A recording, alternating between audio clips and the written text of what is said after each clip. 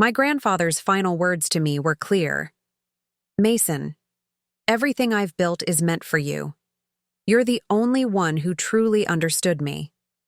2 weeks later, I stood in a lawyer's office as my inheritance was announced. A sprawling Montana ranch, worth millions, and a trust fund that would set me up for life. I'd love to know which corner of the globe you're watching from. And if this story speaks to you, make sure to subscribe. Tomorrow's video is one you absolutely can't miss.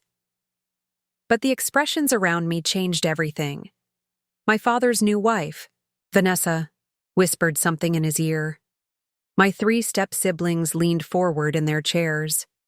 And then came the words that would turn my life upside down. Mason needs to understand what it means to be part of this family. Share and share alike. I was being forced to split my inheritance with people who'd been in my life for less than 4 years.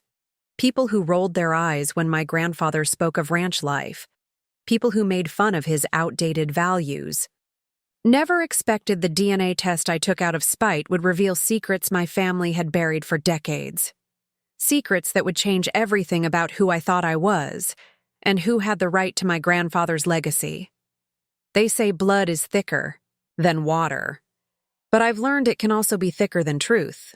My name is Mason Reynolds, and until 6 months ago, I thought I knew exactly who I was and where I came from. My grandfather, William Wild Bill Reynolds, was a legend in Blackwater County, Montana. He'd built the Double R Ranch from nothing into one of the most successful cattle operations in the state. A man of the old school, with calloused hands and principles just as tough. He taught me to ride before I could walk, to respect the land, and that a man's word was his bond.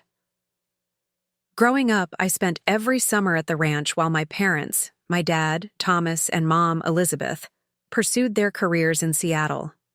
Mom was a pediatric surgeon, always on call, and Dad ran a successful investment firm. They had a modern marriage, which mostly meant they lived separate lives under one roof. But every June, they'd drive me out to Montana, where Grandpa would be waiting. At the end of that long dirt road, his weathered face breaking into a rare smile when he saw me, "City boy's back," he'd say, ruffling my hair. "Let's see if you remember which end of the horse is which." My grandfather and I had a connection that went beyond words. We'd ride out at dawn, checking fence lines and moving cattle, often in complete silence. He didn't need to explain things to me. Somehow I just understood. The rhythm of ranch life was in my blood. "You're a true Reynolds," he'd tell me. "This land responds to you." When I turned 16, my mother died suddenly of an aneurysm. The foundation of our family cracked, and my father, who'd never been good with emotions, retreated further into his work. I spent that entire summer at the ranch, and the next, and the next.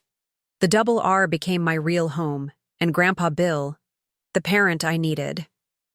I was 23, fresh out of college with my agriculture business degree, when my father called with the news he was remarrying. Vanessa Mitchell was a real estate agent he'd met while looking at vacation properties. She was 15 years younger than him, with 3 kids from her previous marriage. Twin boys, Blake and Brady, who were 19, and a daughter, Addison, who was 17. "You'll love them, Mason," my father assured me over the phone. "They're smart kids. Blake's starting pre-law, Brady's a computer genius, and Addison's already been scouted by modeling agencies. It's time we became a real family again." I met them at the engagement dinner. Vanessa had perfect hair, perfect teeth, and a laugh that seemed to appear and disappear with suspicious timing. Her sons were carbon copies of each other, tall, conventionally handsome, with firm handshakes and empty eyes. Addison spent the entire dinner on her phone, occasionally looking up to ask when we'd be done with this. "And what do you do, Mason?" Vanessa had asked, her eyes traveling over my worn jeans and boots with barely concealed disapproval. "I work with my grandfather on his ranch," I replied. "Oh, how rustic." Thomas mentioned that. Is that a long-term plan, or? "It's my heritage," I said simply. "And yes, it's my future." That answer didn't satisfy Vanessa, and it certainly didn't impress my new step-siblings. Over the next few years, as they became fixtures in my father's Seattle home, they made it clear they found my lifestyle choices quaint at best, backward at worst. "Don't you want to do something with your life?" Brady asked once, while I was visiting for Christmas. "There's no money in farming anymore." "Ranching," I corrected. "And there's more to life than money." Blake laughed. Says the guy whose grandpa owns half a county. They never understood. To them, the ranch was just property, an asset with a dollar value. They couldn't see what it really was: a legacy, a way of life, a connection to something greater than oneself. They'd never felt the satisfaction of mending a fence line with their own hands, or watching cattle graze on land their family had tended for generations. My grandfather watched this new family dynamic with skepticism. When Dad brought Vanessa and her kids to the ranch for a weekend visit, Grandpa was civil but distant. He tried to engage the twins in ranch work, but they complained about the dust and the heat. Addison refused to even enter the barn, claiming it would ruin her hair. That evening, as we sat on the porch watching the sun set, Grandpa said quietly, "Those aren't Reynolds, Mason. Not in any way that matters." I didn't know then how prophetic those words would be. 2 years after the wedding, Grandpa's health began to fail. COPD from decades of working in all-weather conditions was gradually taking his breath away. I moved back to the ranch permanently, taking over more of the day-to-day operations as he supervised from his chair on the porch. My father visited occasionally, always with Vanessa in tow, always with conversations that eventually turned to the future of the property. "It's prime real estate, Bill," Vanessa said during one visit, her real estate agent instincts showing. "You could subdivide this into luxury ranches and make a fortune." Grandpa fixed her with a stare that would have frozen hell. "This land stays whole, as it has for 4 generations. It's not for selling and not for splitting." On his worst days, when breathing was a struggle and pain lined his face, Grandpa would call me to his bedside and talk about the ranch's future. "I've updated my will," he told me one evening, as a spring thunderstorm rolled across the vast Montana sky. "Make it clear where everything goes. You're the only one who sees this place for what it is, Mason. The only one who'll keep it alive." I tried to change the subject, unable to imagine the ranch without him, but he gripped my wrist with surprising strength. "Promise me you'll keep it whole," he insisted. "Promise me you won't let them carve it up." "I promise," I said, and I meant it with every fiber of my being. 3 months later, on a perfect autumn day, William Reynolds took his last breath with me by his side. His final words to me were a whisper: "Remember your promise, son." The funeral was held at the small church in Blackwater, filled to capacity with ranchers, townspeople, and workers who'd known and respected my grandfather. My father and his new family sat in the front row with me, all appropriately dressed in black, all appropriately solemn. As I delivered the eulogy, speaking of Grandpa's connection to the land and his unwavering principles, I noticed Vanessa whispering to my father, her eyes calculating even in grief. 2 weeks later, we gathered at Attorney James Harrington's office in Bozeman for the reading of the will. Harrington was my grandfather's longtime friend and legal advisor, a man nearly as weathered and straightforward as Grandpa himself. "William's wishes are clear and legally binding," Harrington began, adjusting his reading glasses. "To his only grandson, Mason Thomas Reynolds, he leaves the entirety of the Double R Ranch, including all lands, livestock, equipment, and structures thereon. Additionally, he leaves his investment portfolio and liquid assets, valued at approximately $2.3 million, to be held in trust for Mason, with disbursements as outlined in Section 4 of this document."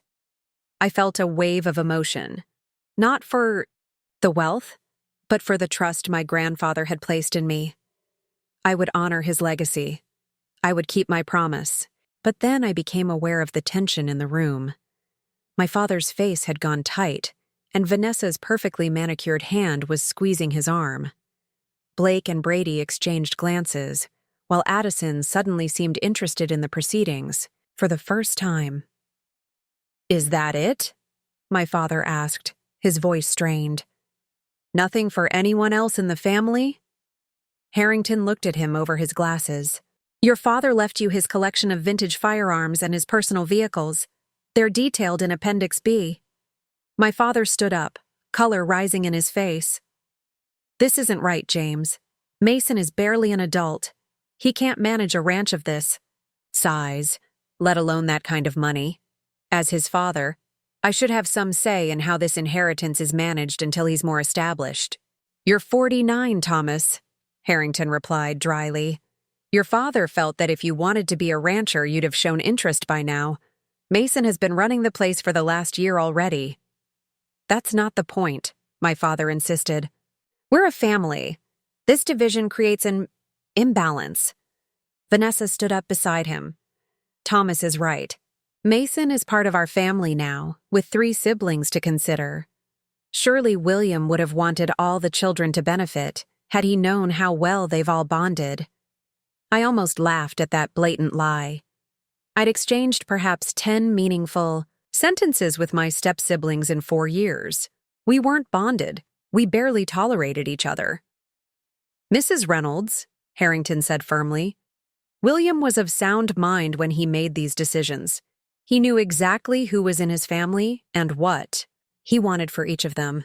A lot of love and effort went into bringing this story to life. If you're enjoying it, we'd be so grateful if you'd subscribe to our channel.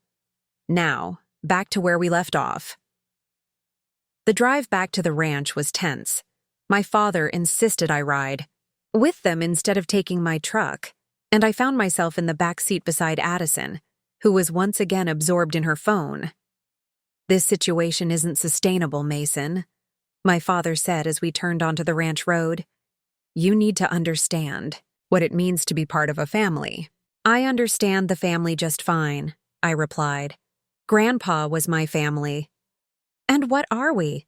Vanessa asked, turning to look at me. "Are we not your family too? Don't the twins and Addison deserve to be treated as your siblings?" "We've never been treated as siblings before," I pointed out. "Why start now that there's money involved?" "That's unfair," my father snapped. "We've tried to include you in everything." I fell silent, remembering the countless invitations I'd declined because I was busy with the ranch, or because I simply couldn't stand the artificial family dinners where conversation revolved around the twins' academic achievements or Addison's latest modeling prospect. When we reached the ranch house, my father asked me to join him for a walk. We headed toward the creek that marked the eastern boundary of the home pasture, a spot where my grandfather and I had fished countless times. "Mason, I know you were close to your grandfather," he began. "And I respect that. But you need to see the bigger picture here. Which is? You have 3 siblings now who deserve to share in this legacy. Vanessa and I have discussed it, and we think the fairest solution is to divide the inheritance 4 ways." I stopped walking and stared at him. "Are you serious? Grandpa specifically left everything to me because I'm the only one who cares about keeping the ranch going. Blake and Brady have never shown the slightest interest in agriculture, and Addison is allergic to manual labor." "That's not the point," my father insisted. "It's about equity, about being a family. A family that's existed for what? 4 years? Meanwhile, I've spent my entire life learning from Grandpa, working this land. This isn't about money, Dad. It's about honoring his wishes and keeping his legacy intact." My father's expression hardened. "I'm still your father, Mason. And while legally I can't force you to share the inheritance, I'm asking you to do the right thing, to be better than this selfish attitude." Selfish? I couldn't believe what I was hearing. Honoring my grandfather's explicit wishes is selfish, but your new wife and stepkids wanting a piece of his life's work isn't? "That's enough," he snapped. "I want you to think about this carefully, about what kind of relationship you want with your family going forward, because this decision will define that." He walked back to the house, leaving me standing by the creek. shock and anger competing for dominance in my mind. By the time I returned, my father and Vanessa were in deep conversation on the porch. When they saw me, they fell silent. "We're heading back to Seattle," my father announced. "I hope you'll consider what I've said, Mason. We'll be in touch." After they left, I sat in my grandfather's chair on the porch, watching the sun set over the mountains he'd loved. I could almost hear his voice in the wind. "Remember your promise, son." But my father's words echoed too. Was I being selfish? Was I creating a rift that could never be healed? The ranch had always been my anchor, my purpose.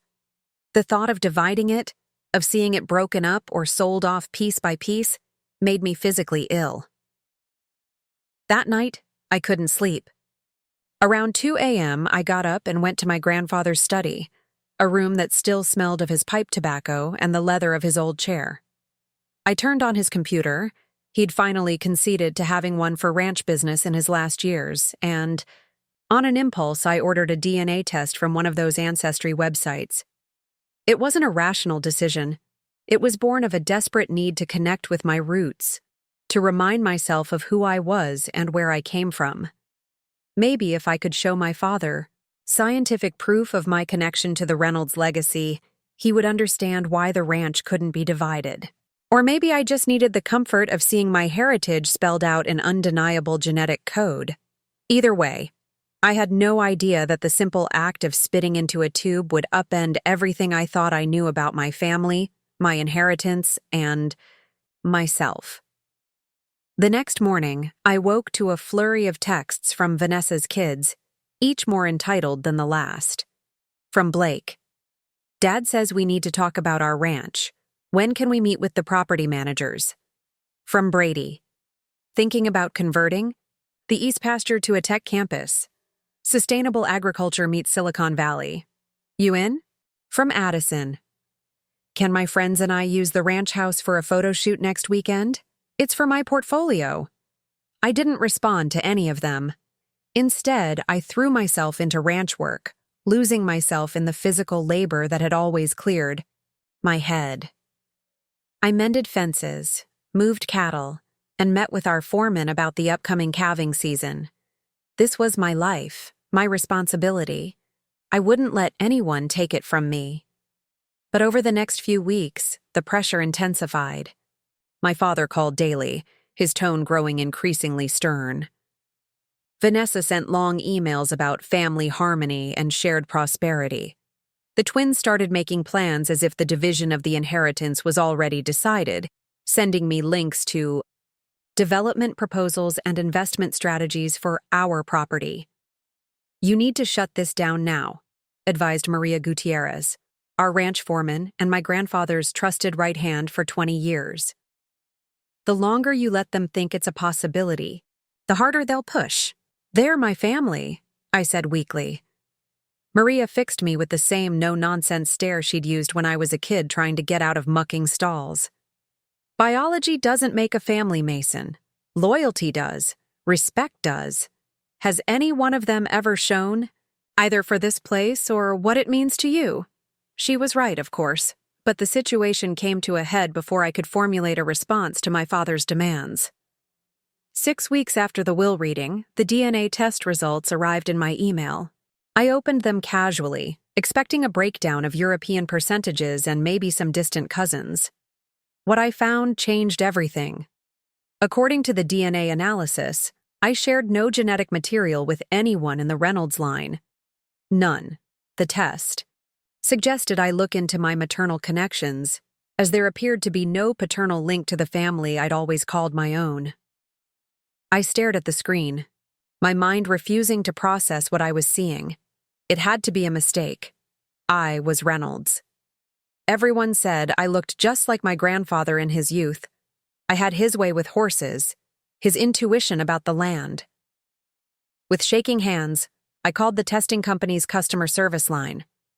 After an hour of discussion with their genetic counselor, I had to accept the truth.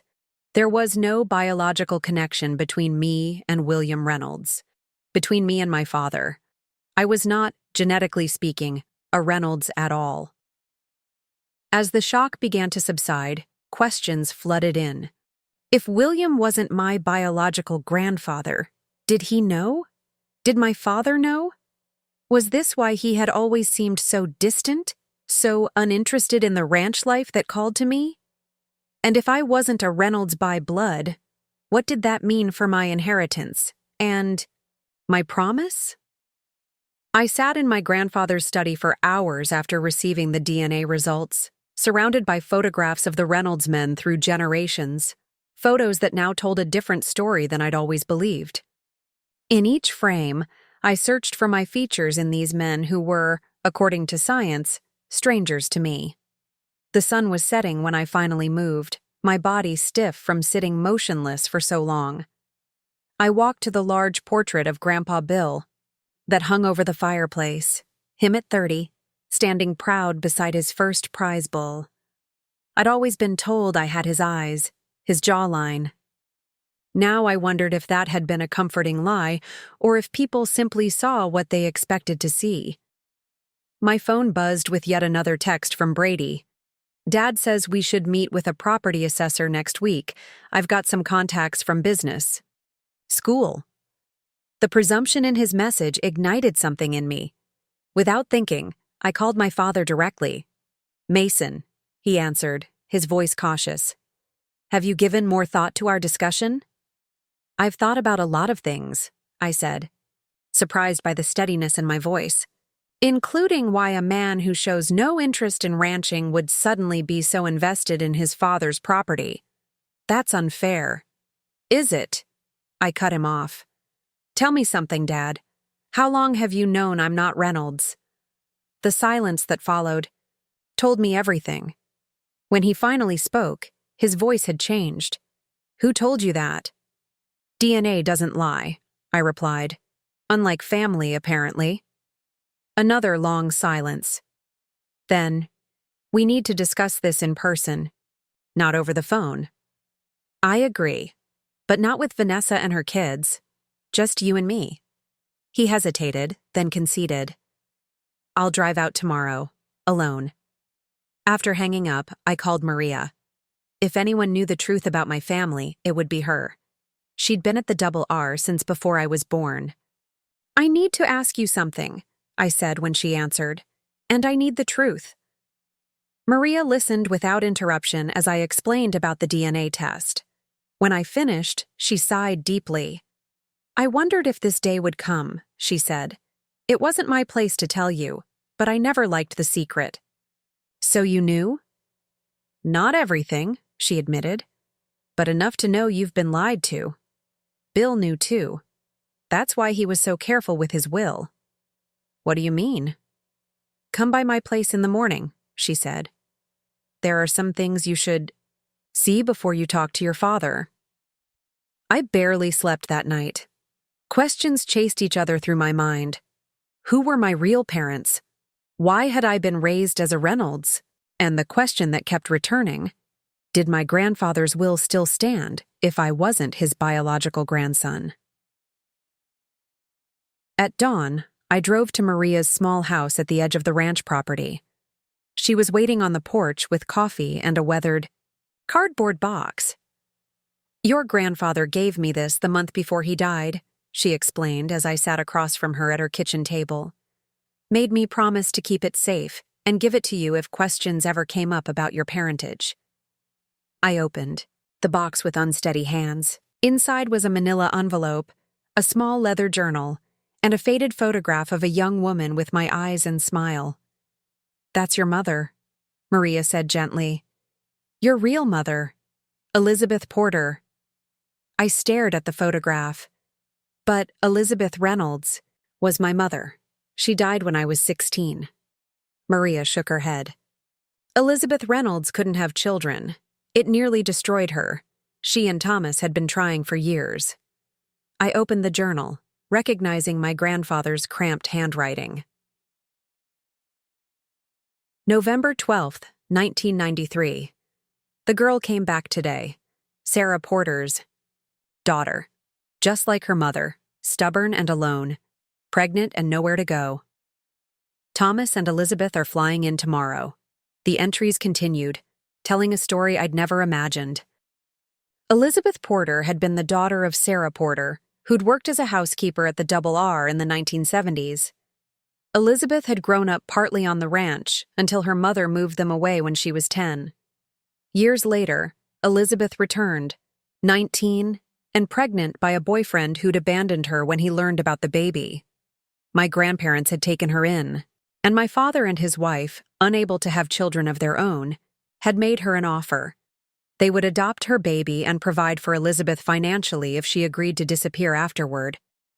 But there was a complication. Elizabeth died in childbirth. With no formal adoption paperwork filed yet, my grandparents and father faced a decision. According to my grandfather's journal, it was Elizabeth Reynolds who insisted they claim me as their biological child. The secrets of my birth were buried, known only to my grandparents, my father and his wife, and Maria, who'd been present when I was born on the ranch. "Your grandfather loved you from the moment he saw you," Maria said as I sat in stunned silence. "Blood or not, you were his in every way that mattered." "And my biological father?" I asked. Maria shrugged. "Elizabeth never said much about him, just that he was a rodeo rider passing through. Your grandfather tried to find him after she died, but the name she gave, Jack Miller, was too common to trace without more information. The manila envelope contained legal documents, my original birth certificate naming Elizabeth Porter as my mother and father unknown, and a copy of my grandfather's will with a letter attached from Attorney Harrington Bill, as we discussed. Your will stands legally sound regardless of Mason's biological connection to you. You've established him as your heir through years of consistent treatment as your grandson, and the specific language of the will names him directly, rather than through familial relationship. I've included reference to relevant case law should this ever be challenged. My grandfather had known, and he'd protected me anyway. Protected the ranch. I was still processing this revelation when my father's car pulled into Maria's driveway. She squeezed my shoulder. "I'll give you 2 privacy," she said, grabbing her hat. "Just remember, Bill chose you for a reason. Biology didn't matter to him, and it shouldn't matter to you." My father looked older than I remembered as he approached Maria's porch, the lines around his eyes deeper. He nodded to Maria as she walked past him toward her truck. "You've been talking to Maria," he said, his tone accusatory. "She was following Grandpa's instructions," I replied. "Which is more than I can say for you." He sank into the chair opposite me, eyeing the open box between us. "I see you know everything now." "Not everything," I said. "I know I'm not your biological son. I know my real mother died giving birth to me. What I don't know is why you've spent my whole life being a father who never seemed to want to be one." His face flushed. "That's not fair." "Seems to be my line lately," I replied. "But it's true. You've always kept me at arm's length. Was it because I reminded you of the lie? Or because deep down, you never really accepted me as yours?" He looked away, his jaw working. "It wasn't that simple." "Then explain it to me," I demanded. "Because right now, your insistence that I share Grandpa's inheritance with your real family is taking on a whole new meaning." "They are your family," he insisted. "And this isn't about biology. It's about doing what's right." "Is that why you never told me the truth? Because it was right to let me believe a lie my entire life?" My father stood abruptly and paced across the porch. "Elizabeth, my Elizabeth, couldn't have children. You can't imagine what that did to her, to us. When Porter's daughter showed up pregnant, it seemed like Providence. A solution for everyone, except her," I pointed out. "She died." "That wasn't supposed to happen," he said, his voice dropping. "Nothing went according to plan. And afterward, it was complicated. Elizabeth was fragile. The deception became our reality because it had to." "And where do I fit into that reality?" I pressed. "Because from where I'm sitting, it looks like I was a solution to your problem until I inherited what you think should belong to your new family." That's not true, he insisted, but his eyes slid away from mine. The ranch should stay in the, family. That's all. I am family, I said firmly. Grandpa made that clear in his will, blood or not. But you're not a Reynolds, he said, finally revealing his true thoughts. Not really. And now that you know that, surely you can see why sharing the inheritance would be the honorable thing to do. The calculated nature of his argument stunned me. He wasn't denying my place in the family. He was using my newly discovered heritage as leverage to get what he wanted. Let me get this straight, I said slowly. For 26 years, you've let me believe I was Reynolds. You watched me build my entire identity around this ranch and Grandpa's legacy. And now that he's left everything to me, suddenly my biology matters? Now I'm not really Reynolds. I'm trying to be practical, he said. The ranch is a business, an asset. It should benefit the whole family, not just the kid you took in as a favor, I finished for him. The one who isn't really. Yours? He had the decency to look ashamed. That's not what I meant. It's exactly what you meant. I closed the box containing my true history and stood up. Grandpa's will is legally binding. He knew exactly what he was doing when he left everything. To me, biology aside. And I intend to honor his wishes. Mason, be reasonable. I'm being perfectly reasonable. I cut him off. The ranch stays intact as Grandpa wanted. As for you and your new family, you're welcome to visit. But I'll never sell, and I'll never divide it. That's final.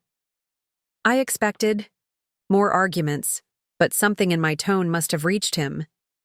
He stared at me for a long moment, then nodded once. You sound just like him, you know, he said quietly. Stubborn as hell. Good, I replied. At least I inherited something genuine from him.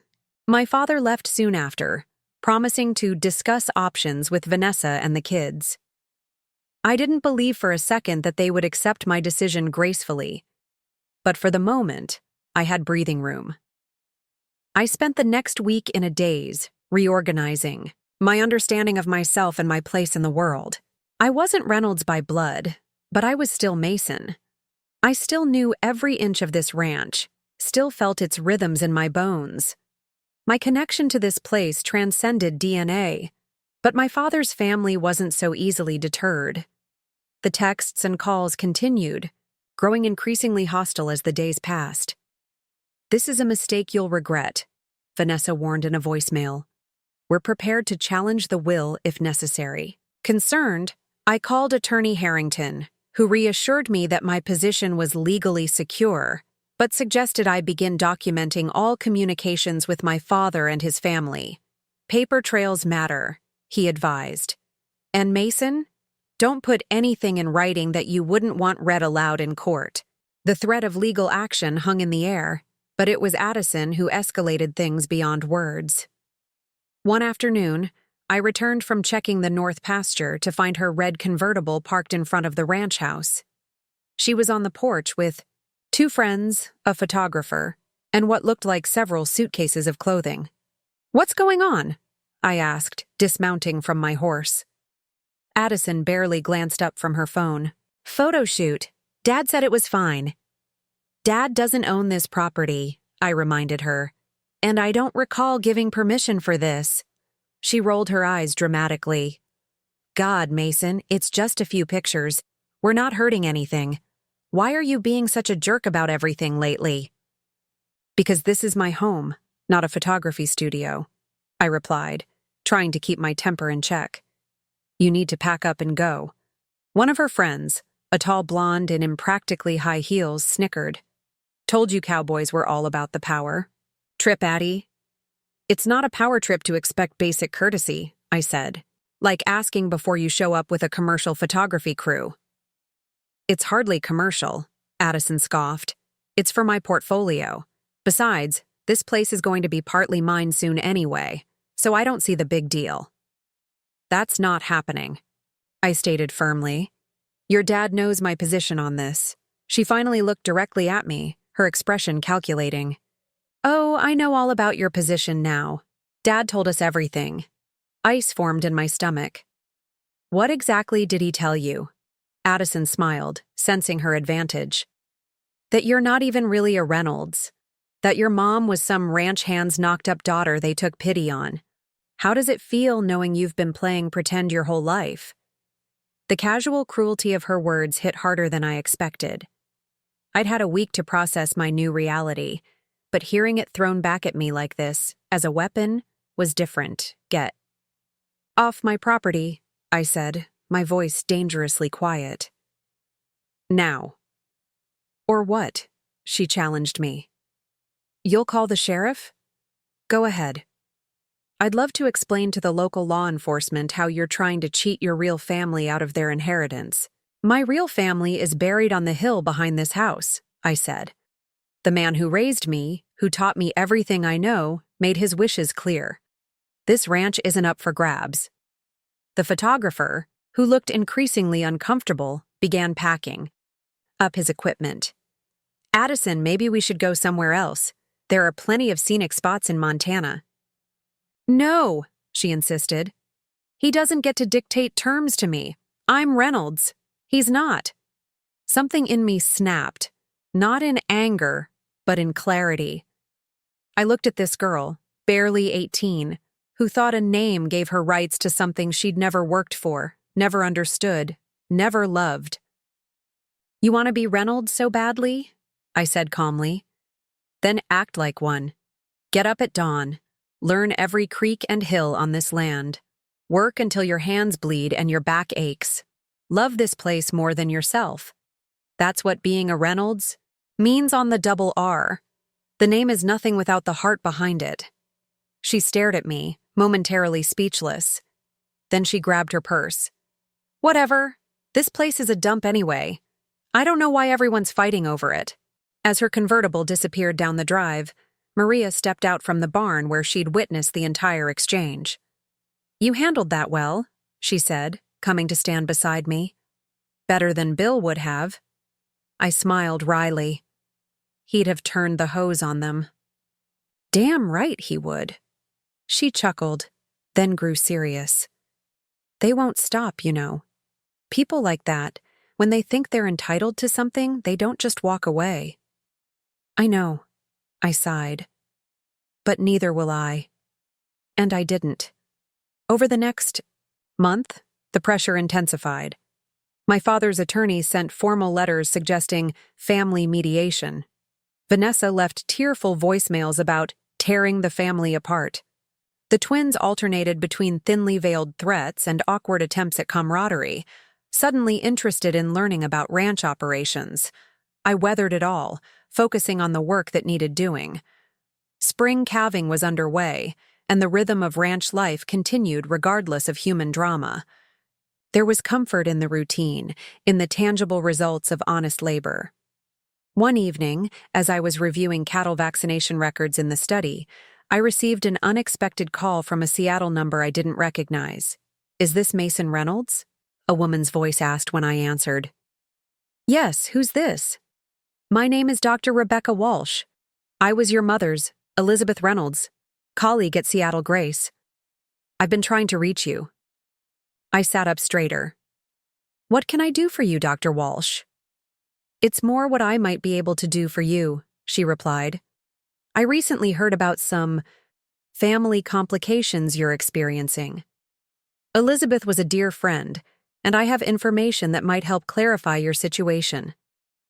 My pulse quickened. What kind of information? The kind that shouldn't be discussed over the phone, she said. I'm coming to Bozeman next week for a medical conference. Could we meet? I agreed, and we arranged to meet at a cafe in Bozeman the following Tuesday. As I hung up, I felt a mix of hope and apprehension. What could this doctor know about my situation? Had my mother, Elizabeth Reynolds, confided in her? And why reach out now, years after her death? I didn't mention the call to anyone, not even Maria. Something told me to keep this potential new piece of the puzzle close until I understood its significance. The days until Tuesday crawled by, filled with the usual ranch work and the unusual stress of fending off my father's family's increasingly desperate attempts to change my mind. Brady even showed up unannounced one afternoon, offering to modernize the ranch operations with drone technology and automated feeding systems. "I've been researching agricultural tech startups," he explained, following me as I checked a fence line. "We could increase efficiency by at least 30%. "The ranch runs fine as it is," I replied, hammering a loose post back into place. "But imagine what it could be," he persisted. "With my business background and your practical experience, we could transform this place." I paused my work and faced him directly. "Brady, let's be honest. You've never shown any interest in this. Ranch before Grandpa died. You've made fun of my cowboy lifestyle at every family gathering. Now suddenly you're an agricultural enthusiast?" He had the grace to look slightly embarrassed. People change. Priorities shift. "Especially when millions of dollars are involved," I observed dryly. "That's cynical," he protested. "Maybe I just want to be part of the family legacy." "A legacy you've mocked for years," I reminded him. "Look, I don't doubt you could bring some useful ideas to the table. But this isn't about modernization. It's about your mother and father wanting to cash in on property they've never valued." His expression hardened. "At least we're actually family, blood family." There it was again, the weapon they all reached for when other arguments failed. I simply turned back to my work. "Blood or not, I'm the one who's here, doing the work," I said. "That counts for more than DNA in my book." He left soon after, but his visit left me more determined than ever to meet with Dr. Walsh and learn whatever she knew about my complicated family history. Tuesday arrived, and I drove to Bozeman with a mixture of anticipation and dread. The cafe where we'd agreed to meet was a quiet place near the hospital, populated mostly by medical staff on their breaks. Dr. Walsh was easy to spot, a composed woman in her 60s with silver streaks dark hair and the direct gaze of someone used to delivering both good and bad news. She recognized me immediately as I approached her table. "Mason," she said, extending her hand. "You look so much like her." "Like who?" I asked as we shook hands. "Elizabeth Porter or Elizabeth Reynolds?" A small smile crossed her face. "Straight. To the point. You remind me of Elizabeth Reynolds in that way. She never had patience for dancing around difficult topics either." I sat across from her. "I appreciate you reaching out, Dr. Walsh, but I'm not sure what you can tell me that I don't already know. I've learned about my birth mother and the arrangement my grandparents made." She nodded, stirring her tea thoughtfully. "Yes, I imagine. You've pieced much of it together. But there's something Elizabeth, your mother, the woman who raised you, wanted you to know if questions ever arose about your parentage." She reached into her purse and removed a sealed envelope, yellowed with A. She gave me this shortly before she died. "Made me promise to keep it safe and give it to you if you ever learned the truth about your birth." With slightly shaking hands, I took the envelope. My name was written on the front in unfamiliar handwriting, presumably Elizabeth Reynolds, a woman who had died when I was 16, whose face had begun to fade in my memory. "I'll give you privacy," Dr. Walsh said, standing. "I'll be at the counter when you're done." Alone at the table, I broke the seal and unfolded the letter inside, dated just weeks before Elizabeth Reynolds' death. "My dearest Mason, if you're reading this, then you've discovered the truth about your birth, and I am no longer there to explain. I'm sorry for that, for the secret we kept, and for not being there when you learned of it. First, you must know that from the moment I held you, you were my son in every way that matters. Biology created you, but love defined you. Your birth, Mother gave you life, but in her passing, she also gave me the greatest gift I've ever received. I need you to understand something crucial. Your father does love you, but his relationship with you has always been complicated by guilt. Not because of who you are, but because of a truth even you may not know yet." My hands trembled as I continued reading the letter from Elizabeth Reynolds, the woman who had raised me as her son. Your father wasn't just present when Elizabeth Porter came to the ranch pregnant. He was the reason she came. You see, Mason, Thomas Reynolds is your biological father. During a rough patch in our marriage while I was in medical school and Thomas was expanding his business, he had a brief affair with Elizabeth Porter when she visited the ranch one summer. When she returned years later, pregnant with his child, William, your grandfather, was furious. Not just at Thomas's infidelity, but at the thought that his son might abandon his own child.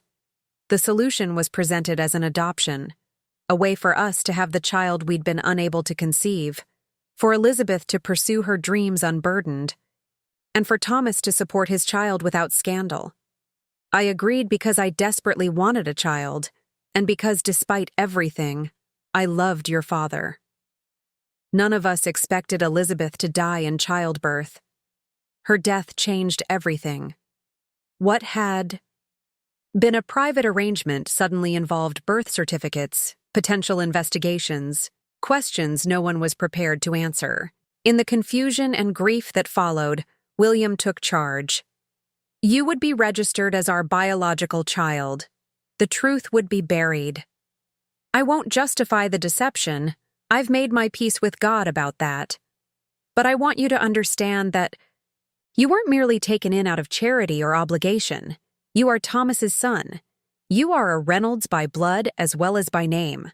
I've waited to share this truth, hoping it would never be necessary. But I've been diagnosed with a cerebral aneurysm that could rupture at any time. If the worst happens before you're old enough to understand, I want this letter to find its way to you when you need it most. Your grandfather knows the full truth. He'll protect you and your inheritance, as will I for as long as I'm able. I may not have given you life, Mason, but you gave purpose to mine. Remember that you are loved. By me, by William, and yes, even by your father, though he struggles to show it. With all my heart, Mommy read the letter 3 times, each word searing itself into my mind. My father was my biological father. I was Reynolds by blood as well as by name. The revelation ignited a storm of emotions, shock, relief, betrayal, and a searing anger that threatened to consume me. Dr. Walsh returned to the table, her expression gentle. Are you all right? Did you know? I asked, my voice barely controlled. About my father? She nodded slowly. Not initially. Elizabeth confided in me shortly before her surgery. She wanted someone outside the family to know the truth in case she didn't survive, I finished. Yes. She loved you very much, Mason. Both of your mothers did, in their own ways. I carefully refolded the letter, trying to organize my thoughts. Why didn't you contact me sooner? It's been 10 years since she died. Elizabeth was specific about the circumstances, Dr. Walsh explained. I was only to approach you if you discovered your adoption. Otherwise, the secret was to remain buried. She hesitated. I heard about the inheritance dispute from a mutual colleague who knows your father. When they mentioned the tensions over William Reynolds's will, I suspected the truth might have surfaced. I thanked her for keeping her promise to my mother, and we parted with an awkward hug, strangers connected only by a woman who died a decade ago. The drive back to the ranch was a blur, my mind replaying moments with my father through a new lens, his distance, his discomfort around the ranch. His relationship with my grandfather, always strained in ways I'd never fully understood. Now it made sense. My grandfather had forced my father to face his responsibilities, not just financial support, but acknowledging me as his son. The secret had created a rift between them that never healed. And now, with my grandfather gone, my father was trying to diminish my claim to the ranch in favor of his new family when I was his firstborn son. His biological son. I pulled over at a scenic overlook, unable to continue driving with the rage building inside me. The vast Montana landscape stretched before me, unchanged by the human drama playing out upon it. I took several deep breaths, trying to channel my grandfather's stoic practicality. What would Grandpa Bill do with this information? He wouldn't rush in, guns blazing. He'd think strategically. The letter was leverage, proof that not only was I legally entitled to my inheritance, but I was a Reynolds by blood. My father's push to divide the ranch among his stepchildren took on an even more callous dimension in light of this truth. By the time I reached the ranch, I'd formulated a plan.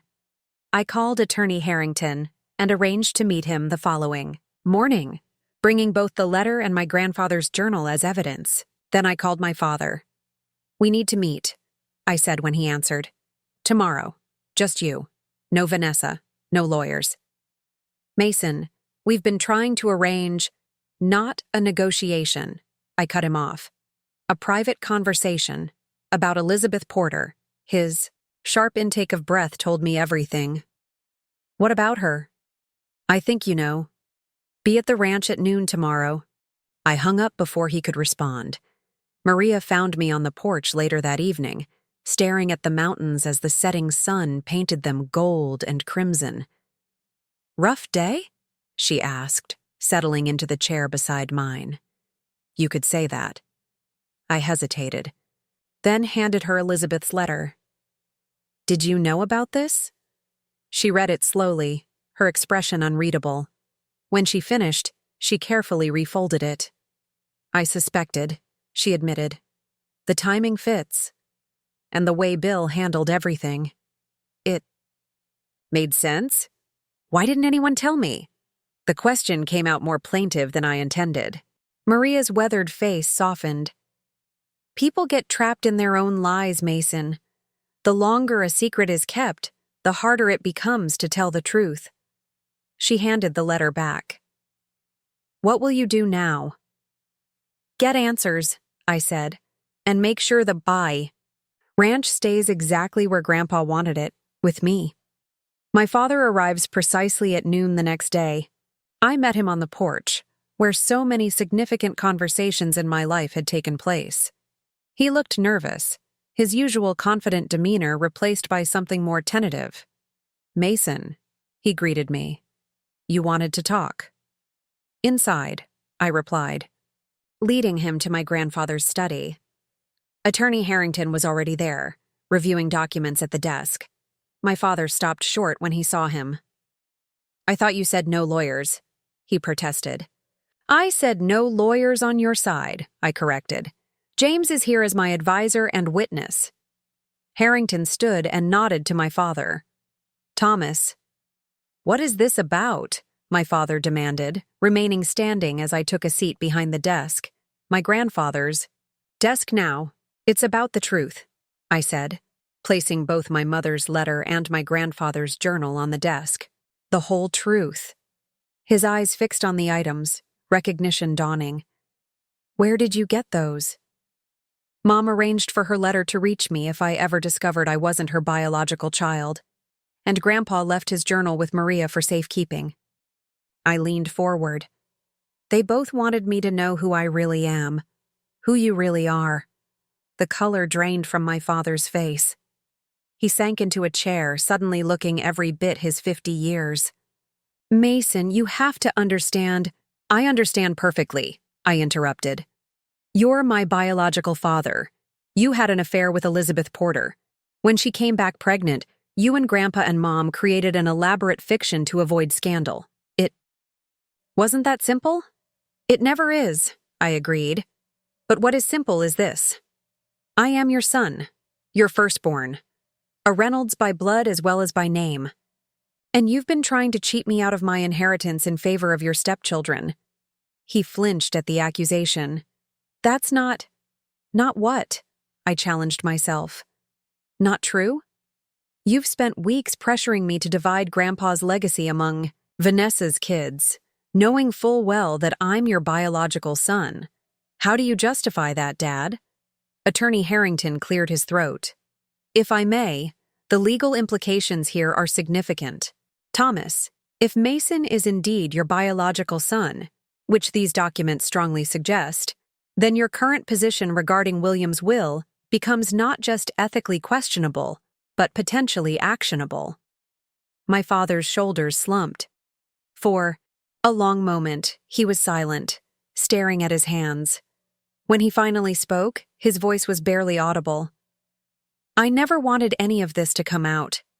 Clearly, I said, unable to keep the bitterness from my voice. You've spent my entire life keeping your distance, treating me like an obligation rather than a son. Was it because I reminded you of your mistake? Or because you never really wanted me in the first place? That's not fair, he protested, looking up. I did want you. I couldn't what? Couldn't bear the guilt, he exclaimed. Every time I looked at you, I saw Elizabeth dying because of my selfishness. I saw the pain I'd caused my wife, who loved you more than I deserved. I saw my father's disappointment and judgment. So you punished me instead, I concluded. A child who had no part in any of those choices. He had no response to that. Harrington intervened again. Thomas, Mason has asked me to prepare documentation acknowledging his biological parentage. This wouldn't be made public unless necessary, but it would establish an official record of the truth. My father looked alarmed. That could destroy my marriage, my reputation. Your reputation? I repeated incredulously. That's what you're worried about? Not the fact that you tried to disinherit your own son? I never thought of it that way, he said, his voice small. When Dad left everything to you, it seemed an opportunity to make things more equitable, to provide for all my children. By taking from your firstborn to give to your second family, I clarified. How is that equitable? He had no answer, and I hadn't expected one. We sat in heavy silence until Harrington spoke again. Mason has authorized me to propose a resolution, he said formally.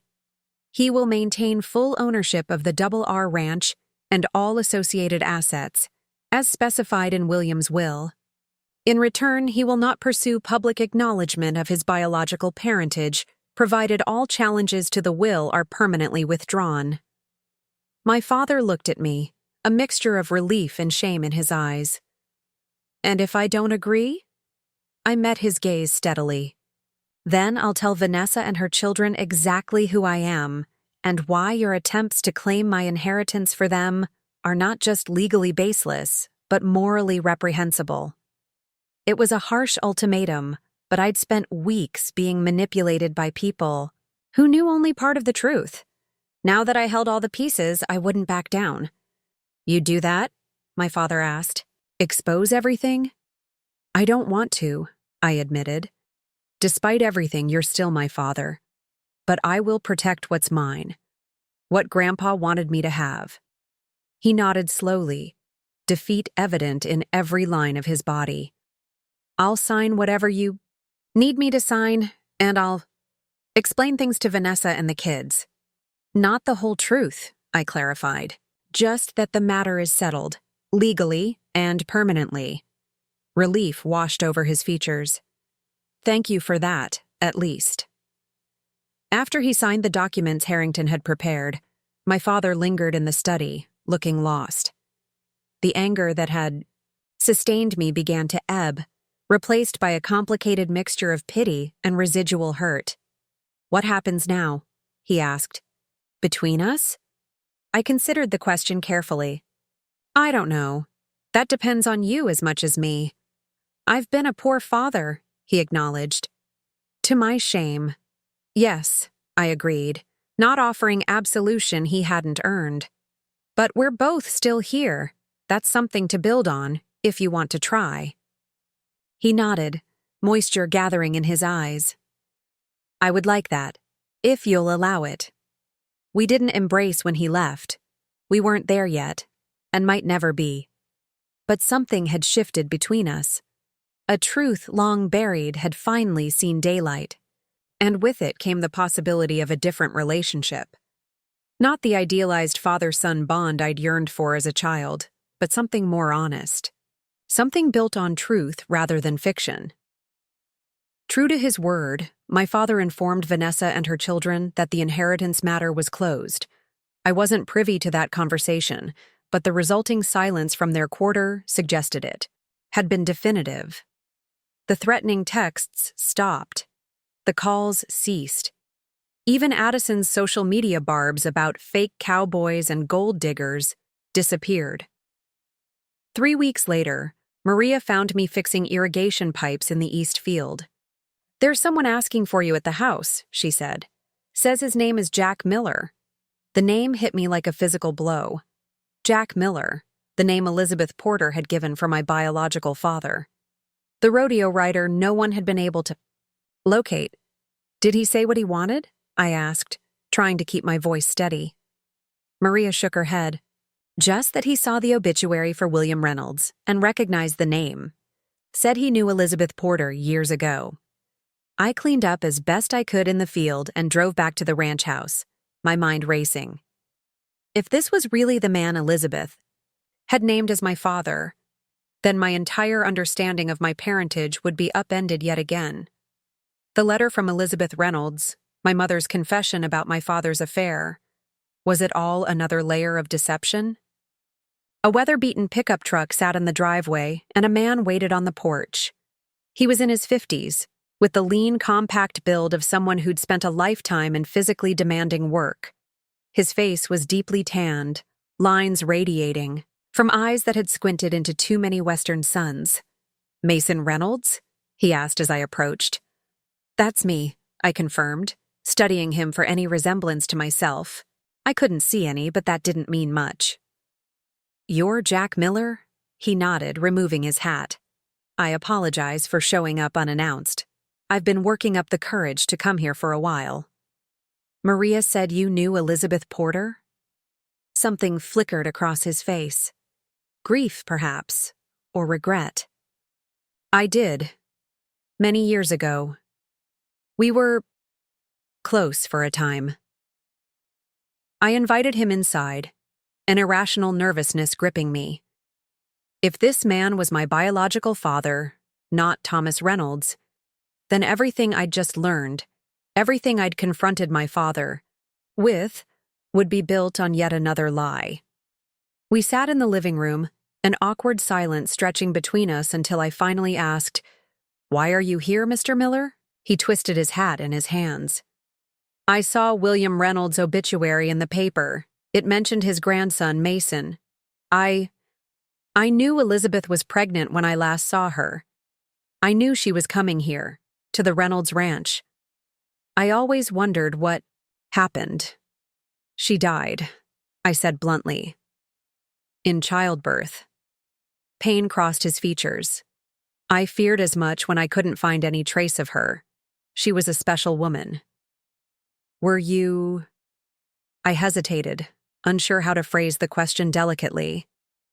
"Were you and she together when she became pregnant?" He looked up, startled. "Pregnant? No, Elizabeth wasn't pregnant by me. She was pregnant when I met her."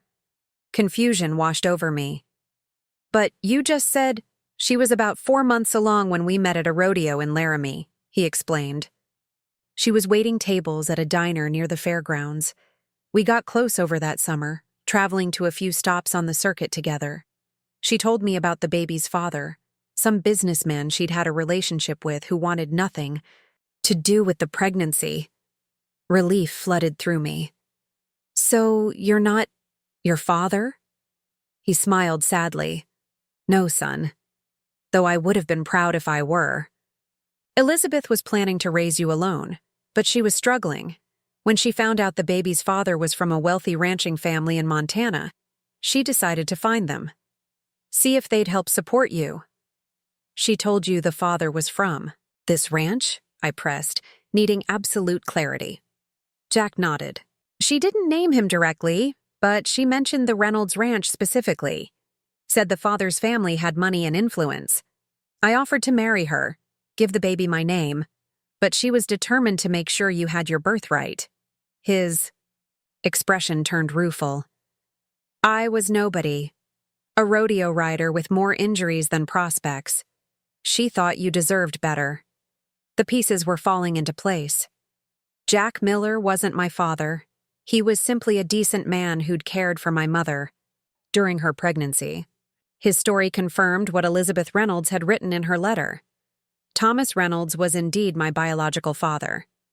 Did you ever try to find out what happened after she came here? I asked. I did, about a year later when the circuit brought me back to Montana, he admitted. But the Reynolds family was well connected. No one would tell me anything. And eventually, I got the message that my questions weren't welcome. My grandfather, I surmised. He was protecting the family reputation. Jack nodded. I figured as much. I moved on, but I never forgot her. Or the child she was carrying. He looked at me thoughtfully. You have her eyes, you know. Same shape. The observation touched me unexpectedly. I'd seen one faded photograph of Elizabeth Porter, but to hear a first-hand account of my resemblance to her felt like a gift. Would you like some coffee? I offered. I'd like to hear more about her if you're willing to share. For the next hour, Jack Miller painted a picture of my birth mother that no document or second-hand account could provide. She was stubborn and independent, with a sharp wit and a talent for sketching landscapes. She loved spicy food and old Western movies. She sang off-key but with great enthusiasm when her favorite songs came on the radio. She was excited about you, he said. Scared, too, but mostly excited. Had all kinds of plans for your future. By the time he left, promising to mail me some sketches of hers he'd kept all these years, I felt I'd gained something precious. A connection to the woman who had given me life, however briefly she'd held it herself. That evening, I walked to the small family cemetery on the hill behind the ranch house. The setting sun cast long shadows across the headstones of Reynolds going back 4 generations. My grandfather's grave was still fresh, the earth not yet fully settled. Next to his plot was a smaller stone, one I'd seen my entire life without understanding its significance. Elizabeth Porter Reynolds, 1974-1993. Beloved. My birth mother had been buried here as a Reynolds, her 2 identities merged in death as they never had been in life. My grandfather had ensured she had a place here, acknowledged as family in this one small way. I placed a wildflower on her grave, the first conscious gift I'd ever given the woman who'd carried me. Then I sat between her resting place and my grandfather's as the twilight deepened, feeling a sense of wholeness that had eluded me since this journey began. I was Mason Reynolds, son of Elizabeth Porter and Thomas Reynolds, grandson of William, Wild Bill Reynolds. I was the product of complicated choices and imperfect people. I was heir to both secrets and legacies, and like the ranch that stretched in all directions around me, I would endure. 6 months passed after my confrontation. With my father, spring turned to summer, and the ranch settled into its seasonal rhythm. The cattle were moved to higher pastures, the first cutting of hay was brought in, and the days stretched long and golden across the Montana landscape. I threw myself into the work, finding healing in physical labor and the steady demands of the land.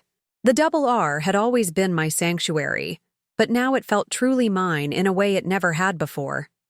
Each fence post I mended, each decision I made about breeding stock or crop rotation, was an affirmation of my place here, not just as a Reynolds by name and blood, but as the steward my grandfather had trusted me to be. Jack Miller kept his promise, sending me a small collection of my birth mother's sketches. They arrived in a battered manila envelope with a brief note. Found these in an old trunk. She had real talent. Thought you might want to have a piece of her. The sketches were simple but evocative. Montana landscapes, rodeo scenes, and one half-finished portrait that might have been a younger version of my father. I had them professionally framed and hung them in the ranch house living room, a quiet acknowledgement of the woman whose brief life had set mine in motion. My relationship with my father remained complicated. True to his word, he'd put an end to Vanessa and her children's claims on my inheritance. The legal documents we'd signed ensured the ranch and assets would remain solely mine, while protecting his secret, that his firstborn son had been presented to the world as his wife's child rather than the product of an affair.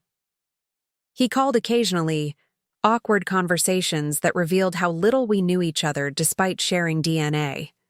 Sometimes I thought about the boy I'd been, desperate for his attention and approval. That hunger had faded, replaced by a more measured understanding of who we were to each other, biological father and son, but strangers in many of the ways that mattered. "I'd like to visit," he said during one of our calls in late August. "Just me, if that's all right with you." I hesitated, surprised by the request. "What about Vanessa and the kids?" "They're in Europe for 2 weeks," he replied. "A graduation gift for Addison."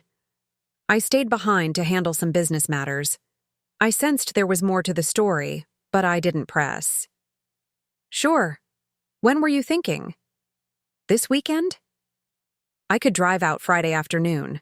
And so my father arrived at the ranch on a perfect late summer day, the mountains etched sharp against a cloudless sky. He seemed different, subdued, with new lines around his eyes and an uncharacteristic nervousness to his movements.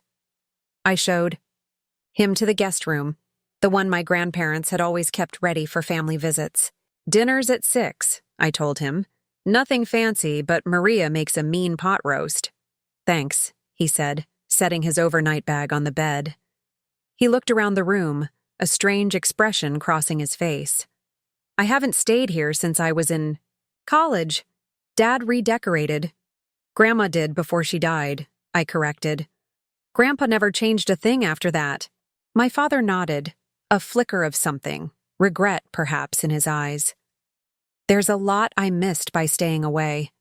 It was the closest we'd come to discussing the elephant in the room, his absence throughout my childhood, his emotional distance even when physically present. I wasn't ready to dive into that conversation, so I simply nodded and left him to settle in. Dinner was quieter than I'd expected.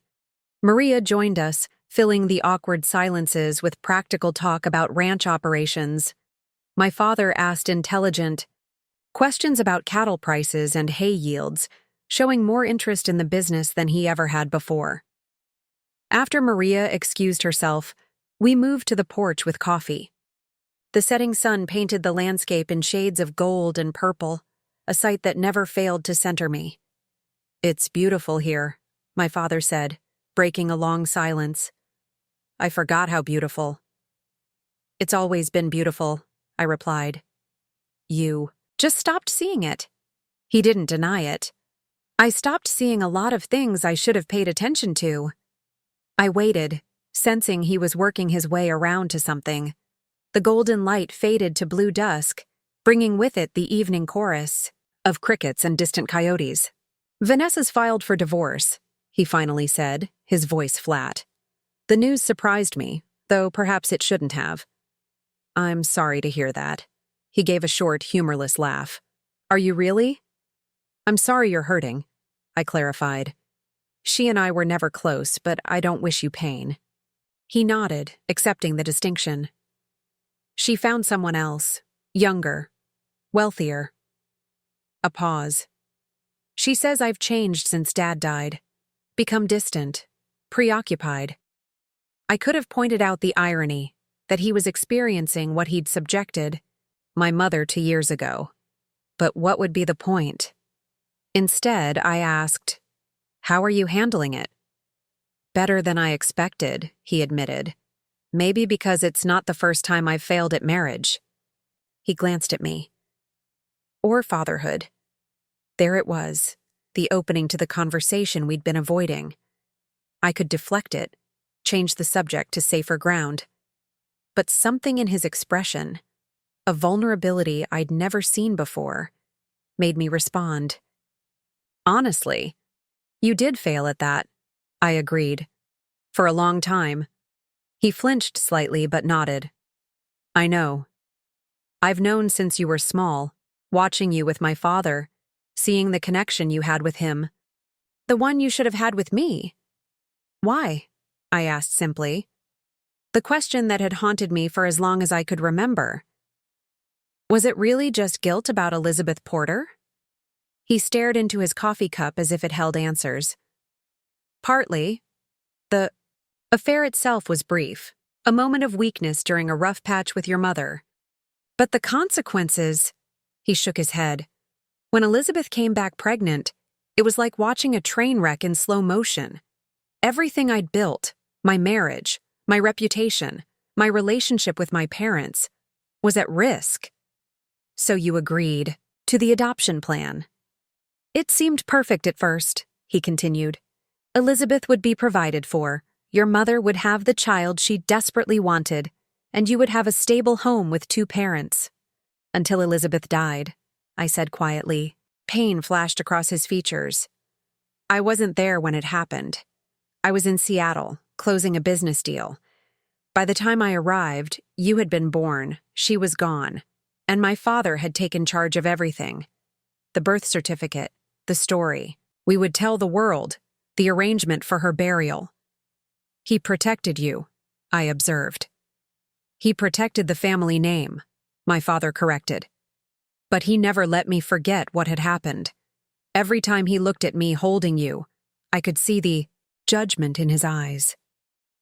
Don't fail this child like you failed his mother, he'd say without speaking a word. I thought about my grandfather, his impeccable sense of right and wrong, his expectations for those who bore the Reynolds name. I could imagine the silent pressure he'd exerted on my father.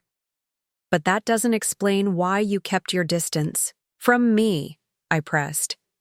I was just a baby. None of it was my fault. No, he agreed heavily. None of it was your fault. But every time I looked at you, I saw my failures. I saw Elizabeth's face. I saw the hurt in your mother's eyes when she would watch us together, knowing you were the child of my infidelity that she was raising as her own.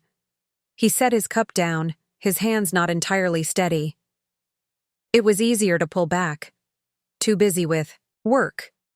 To be the provider rather than the nurturer. His voice dropped.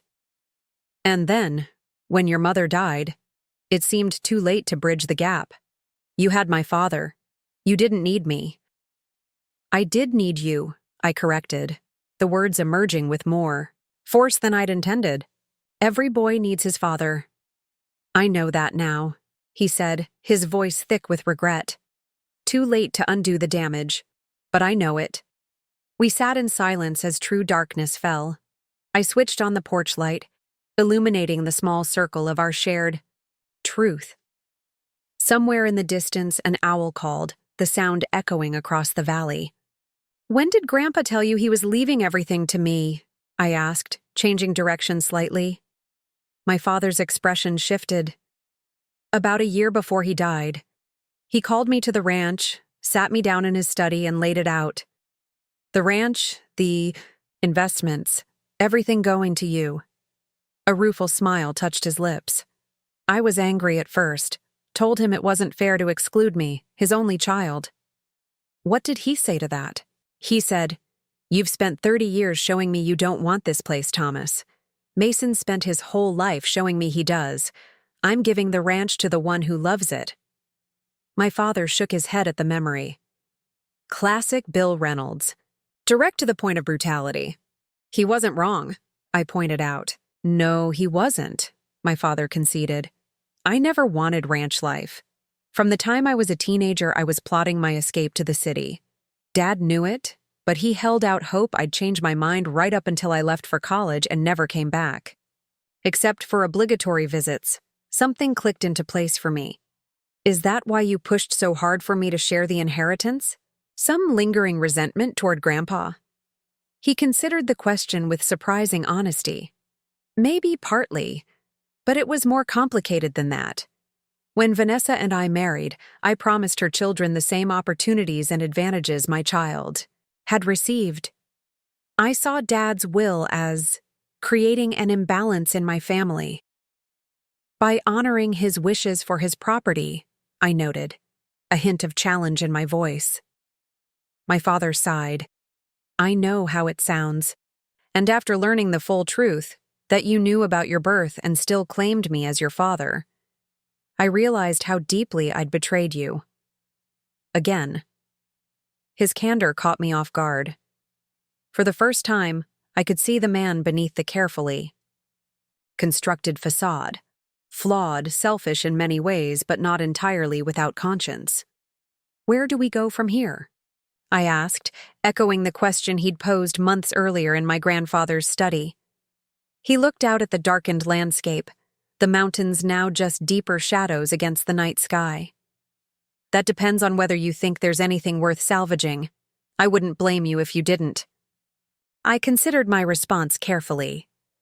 The anger that had fueled me during our confrontation had ebbed, leaving a more nuanced understanding in its wake. I think, I said slowly, that we've both spent enough time living with lies and half-truths. I'd rather build something honest, however limited, than continue pretending. Relief crossed his features. I'd like that too. My father stayed for 3 days. We didn't magically transform into the close-knit father and son of childhood stories, but we began to know each other as adults. He helped with ranch chores, awkwardly at first, then with growing confidence. I showed him changes I'd made to the operation, decisions that honored my grandfather's legacy while moving the ranch forward. On his last evening, he joined me on a ride to check the highland pastures where the cattle grazed during summer months. The view from the ridge was spectacular, the ranch buildings tiny in the distance, the patchwork of fields and forests stretching to the mountains on the horizon. I understand now, he said as we sat on horseback, surveying the land. Why do you fight so hard for this place? Why did Dad want you to have it? It's not just land, I replied. It's legacy, he finished. Connection. Purpose. He smiled. Slightly. You sound just like him when you talk about it. Coming from him, it felt like a compliment. I take that as high praise. As we rode back in the gathering dusk, he broached a subject we'd both avoided. The twins have been asking about you. I want to know if they can visit sometime. I glanced at him, surprised. Really? Last I heard, they were cursing my name for stealing their inheritance. They've had time to adjust, he said, and I've had some hard conversations with them about entitlement and family legacy. He paused. They're not bad kids, Mason. Privileged. And sometimes thoughtless, but not bad. They are your half-siblings, after all. I considered this.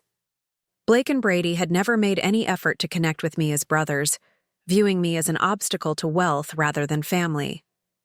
But perhaps, with the inheritance question settled, there was room for a different relationship.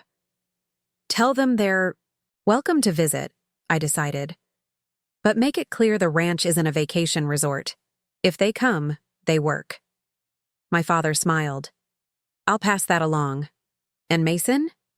He hesitated. Thank you for giving me another chance. After he left, life at the R returned to its steady rhythms. Fall brought cattle down from summer pastures, equipment to winterize, hay to stack in anticipation of snow.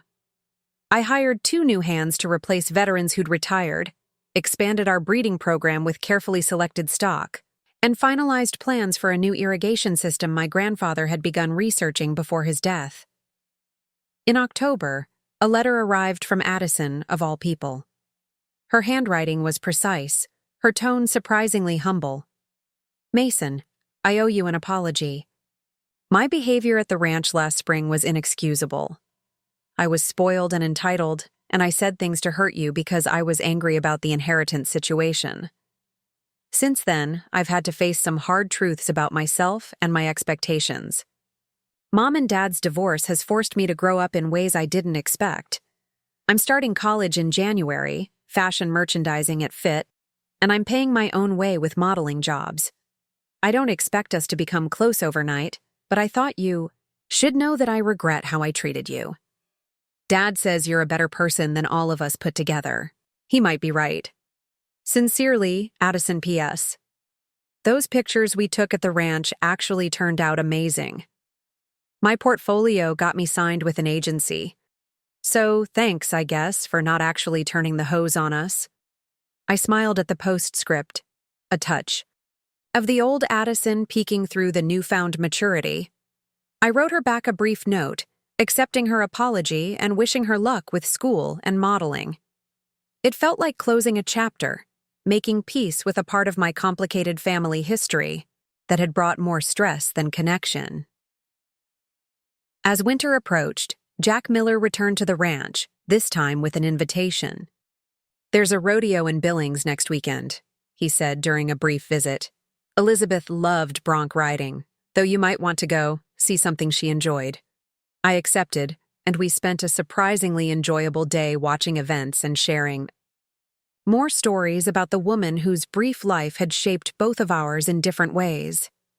Jack had never married, devoting himself to the rodeo circuit until injuries forced him into retirement. Now he worked as a farrier, traveling between ranches. "In Wyoming and Montana, she would have been proud of you," he told me as we watched young riders compete in events Elizabeth Porter had once cheered for. "Building a life here, honoring your grandfather's legacy." "I wish I'd known her," I admitted. "She knew you," replied simply. "Carried you under her heart for 9 months, loved you enough to seek out your father's family, make sure you'd have opportunities she couldn't give you alone." It was a different perspective on the events that had shaped my life. Not a scandal to be buried, but a mother's determination to secure her child's future, whatever the cost to herself. As the year anniversary of my grandfather's death approached, I invited my father to join me for the traditional Reynolds Memorial, a quiet day on the ranch, ending with a sunset visit to the family cemetery. I was surprised when he accepted without hesitation. "I've missed too many important moments," he said. "I'd like to be there for this one." The day before the anniversary, I received a package from Attorney Harrington. Inside was a sealed envelope, with my name in my grandfather's handwriting, and a note from Harrington explaining that my grandfather had instructed him to deliver this letter 1 year after his death. With fingers that trembled slightly, I opened the envelope to find several pages covered in my grandfather's distinctive script. "Mason, if you're reading this, I've been gone a year, and you've kept the ranch going without me. I never doubted you would. By now, you've likely discovered the truth about your birth. I instructed Maria and James to ensure the information reached you if questions arose after my death. I hope you've also found the letter Elizabeth left with her friend in Seattle. The complete truth matters, son. It's the foundation everything else is built on. I want you to know that from the moment your father told me about Elizabeth Porter's pregnancy, I recognized my responsibility to you, not just as my son's child, but as an innocent who deserved better than the mess adults had created. When Elizabeth died bringing you into this world, that responsibility became sacred to me. Your grandmother, my Rebecca, felt the same. She was the one who insisted Elizabeth be buried in our family cemetery, acknowledged as a Reynolds in death, if not in life. She was the one who suggested your name, Mason, after her father, a man of integrity and quiet strength. I've made mistakes in my life. Being too hard on your father was perhaps chief among them. I pushed him away from the ranch life I loved, never recognizing that his talents and interests lay elsewhere. I repeated that mistake with him after your birth, letting judgment overshadow compassion. A man can be right about what's needed but wrong about how to accomplish it. Don't make the same errors I did, Mason. The Reynolds legacy isn't just land and cattle and bank accounts. It's integrity. It's keeping your word. It's understanding that some things matter more than pride or appearances. I left the ranch to you because you love it as I did. Because you see its value beyond dollars and cents. Because in you, the best of the Reynolds spirit lives on, regardless of how you came to bear our name. Live well, work hard, and remember that forgiveness isn't weakness. It's the hardest strength of all. Your loving grandfather, William Wild Bill Reynolds. I read the letter twice, then folded it carefully and placed it back in its envelope. Outside my window, the ranch stretched in all directions: fields, forests, streams, and mountains that had witnessed generations of my family's triumphs and failures, joys and sorrows. Tomorrow, my father would arrive, and we would honor my grandfather's memory together, not as the perfect family of childhood fantasy, but as flawed, real people connected by blood, choice, and shared history. The legacy I'd inherited wasn't just land or money. It was true, hard-won, and sometimes painful. It was the courage to face that truth and build something honest from it. It was forgiveness, not just of others, but of myself for the anger I'd carried. As the sun set over the Double R, I thought about all the definitions of family I'd encountered on this journey. Blood connections that couldn't be denied, legal ties created by marriage and adoption, bonds forged through shared experiences, and chosen loyalties. In the end, perhaps, family wasn't defined by any single measure, but by the willingness to see each other clearly, flaws and virtues alike, and choose connection anyway. By that definition, I was more fortunate than I'd realized. I was Mason Reynolds, heir to a ranch, a name, and a legacy of complicated truths. And for the first time since my grandfather's death, that felt like enough. 18 months after my grandfather's death, the Double R Ranch hosted its first annual community barbecue. It was my way of honoring a tradition my grandfather had abandoned in his later years, opening the ranch to neighbors, fellow ranchers, and townspeople for a day of food, music, and connection. Your grandfather used to do this every summer until your grandmother passed, Maria explained as we set up tables in the shade of the old cottonwoods. Said his heart wasn't in celebrating after she was gone. The event drew over 100 people. Some I knew well, others merely by reputation or brief encounters in Blackwater's single grocery store. They brought side dishes and desserts to complement the beef we provided from our own stock. A local band played country classics on a makeshift stage, and children chased each other across the expansive lawn where I'd once played alone during summer visits. My father came, bringing Blake and Brady with him. The twins had finally taken me up on my invitation to visit the ranch, arriving 3 days earlier with designer luggage and city pallor. Their initial dismay at the lack of high-speed internet and 5-star amenities had gradually given way to genuine curiosity about ranch operations. "This is actually pretty impressive," Blake admitted as he helped string lights between trees for the evening portion of the celebration. The scale of it all, I never really understood what Dad meant about Grandpa building something significant. "It's not just the size," I explained, handing him another strand of lights. "It's sustainability, the way every part of the operation supports the others. Your grandfather, our grandfather, was ahead of his time in a lot of ways." It felt strange to share William Reynolds with these half-brothers who had never known him, but also right somehow. Whatever our complicated family dynamics, the legacy of the man who had built the Double R belonged to all of us in different ways. Brady, the more tech-oriented twin, had spent most of his visit analyzing our outdated record-keeping systems. "You're still tracking breeding records and grazing rotations on paper," he'd observed with horror on his second day. "At minimum, you need a customized database." To my surprise, he'd spent the next 2 days creating exactly that, a digital system for tracking our cattle, maintenance schedules, and employee records that even Maria had grudgingly approved. "It'll save us hours every month," she admitted. "The boy may wear ridiculous shoes, but he knows his way around a computer."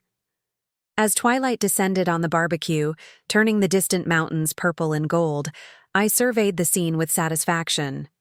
Children played tag between hay bales we'd set up as seating. Older couples danced to a classic Garth Brooks ballad. Neighbors who had supported the ranch through drought and blizzard and market fluctuations chatted over plates piled high with food. My father approached, 2 beers in hand.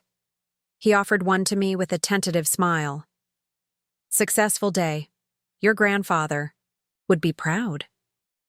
"Thanks," I replied, accepting the beer. I think he would have enjoyed seeing the place so alive again. We stood in comfortable silence, watching the celebration unfold. The awkwardness that had characterized our early attempts at rebuilding our relationship had gradually eased into something approaching genuine companionship. We would never have the effortless father-son bond of greeting card sentimentality, but we had found common ground in mutual respect and the shared experience of loss and redemption. I spoke with Vanessa yesterday, he said casually. The divorce is final. How do you feel about that? I asked. He considered the question seriously. Relieved, mostly. I think we both realized our marriage was built on convenience, rather than depth. He took a sip of his beer. She's already engaged to her financial advisor. The kids seem to be handling it well. They seem to be handling a lot of things better these days, I observed, watching as Brady patiently showed a rancher's young daughter how to operate the sound system. My father nodded. They're growing up, finally facing consequences, making their own way. Pride flickered across his features. Blake's decided to specialize in agricultural law, says he wants to help family farms navigate succession planning and corporate pressures. Really? I was genuinely surprised. That's unexpected. Apparently your lectures about legacy made an impression, he said with a wry smile, though he'd probably deny it if you mentioned it. As the evening progressed, I found myself drawn into conversations with neighbors I'd known all my life, but never truly connected with as an adult. Old Jim Hargrove, whose property bordered our north pasture, cornered me by the dessert table. Your granddad would have loved this, he said, gesturing at the gathering with his fork. Bill knew ranching wasn't just about the land and animals. It was about community, folks helping each other through the hard times. He didn't talk about that much in his later years, I admitted. Jim nodded thoughtfully. After Rebecca passed, a lot of the joy went out of him. He focused on work, on building something to leave you. The old rancher's eyes twinkled. But I remember when this place was always full of life. When your dad was a boy, there were always people coming and going. Bill and Rebecca knew how to make this place a center for the whole valley. His words stayed with me as the celebration wound down. I'd inherited my grandfather's material legacy, the land, the business, the assets he'd accumulated over a lifetime of hard work. But perhaps there was another legacy I'd overlooked. The role the Double R had once played in bringing people together, in strengthening the bonds of rural community that made this hard way of life not just bearable, but rich. Late that night, after the last guests had departed and the twins had retreated to their rooms, I sat on the porch with Maria, too wired from the day's success to sleep. It went well, she said, satisfaction evident in her tone. Better than I expected, to be honest. You didn't think people would come? Oh, they'd come for free food, she said with a chuckle. I just wasn't sure they'd stay connected like they did. This valley's changed over the years. More vacation? Properties, fewer working ranches. Less of the old neighborliness. Jim Hargrove mentioned something similar, I said, about how Grandpa and Grandma used to make the ranch a gathering place. Maria nodded, her expression turning nostalgic. That was mostly your grandmother's doing. Rebecca had a gift for bringing people together. Christmas parties, summer barbecues, harvest dances. After she died, Bill couldn't bear to continue those traditions without her. I thought about the man I'd known. Stoic, private, focused on the work rather than social niceties. It was hard to imagine him hosting parties and dances, yet the evidence of the day suggested it had once been part of the Double R's identity. I'd like to know more about her, I said. About my grandmother. Grandpa rarely talked about her, and Dad... I trailed off, not needing to explain how my father's distance had left gaps in my understanding of our family history. Rebecca was something special, Maria said, settling more comfortably into her chair. She came from the East, had a college education and refined manners. Everyone thought she'd last maybe a year as a rancher's wife before fleeing back to civilization. A smile touched her lips. They underestimated her. How so? She had a spine of steel beneath those pretty manners. When the bank tried to foreclose, on the Johnsons' place during the 70s recession, Rebecca organized a fundraiser that saved their ranch. When the county wanted to close the rural school, she personally lobbied every official until they found the budget to keep it open. Maria's voice warmed with admiration. And she did it all while running this household, raising your father, and keeping your grandfather from working himself into an early grave. Each anecdote revealed a woman I wished I'd known. Strong, compassionate, practical in the face of challenges. My grandmother had died before I was born, but her influence had shaped the ranch I'd inherited in ways I was only beginning to appreciate. Bill changed after she died, Maria continued. Withdrew into himself, focused on the ranch to the exclusion of almost everything else.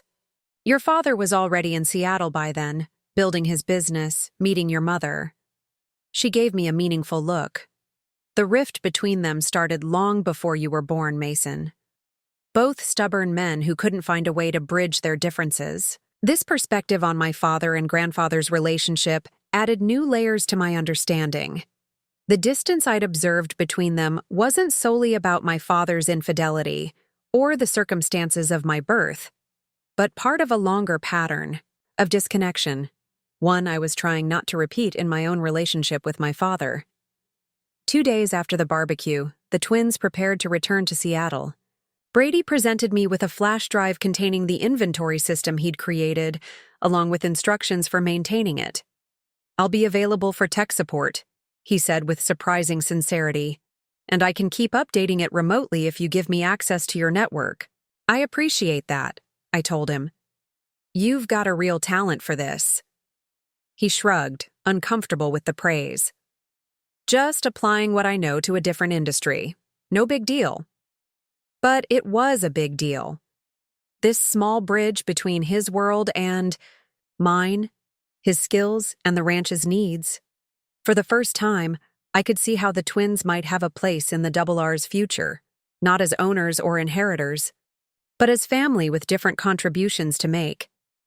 Blake approached me as they were loading their bags into my father's car. I've been thinking about what you said, about legacy being more than just property or money. And I'd like to come back, maybe during winter break. Learn more about the ranch's operations, the business side especially. He hesitated. If that's okay with you? You'd be welcome, I said, meaning it. There's always work to be done around here. My father watched this exchange with barely concealed satisfaction. As the twins climbed into the car, he lingered a moment longer. Thank you, he said simply, for giving them a chance, for giving all of us a chance. After they left, the ranch settled back into its rhythm. Fall brought the cattle down from summer, pastures, equipment to winterize, and preparations for the harsh Montana winter ahead. I expanded our operation in small but significant ways, adding 20 acres of adjacent land that came up for sale, investing in improved genetics for our breeding stock, hiring a local woman to manage a small farm store selling beef directly to consumers. In November, a letter arrived from Addison with a New York postmark. Inside was a glossy fashion magazine with her face on one of the pages. Not the cover, but a respectable advertising spread for a mid-range clothing brand. Look. At me now, almost a real model. School is kicking my ass, but in a good way. Mom's remarriage was totally tacky, but she seems happy. Dad says the ranch is doing well. Glad we're all moving on with our lives. The note was pure Addison, a mixture of self-absorption and genuine update, but the fact that she'd thought to share her success with me represented progress in our relationship. I sent back a brief congratulatory text with a photo of the magazine displayed on the ranch house coffee table.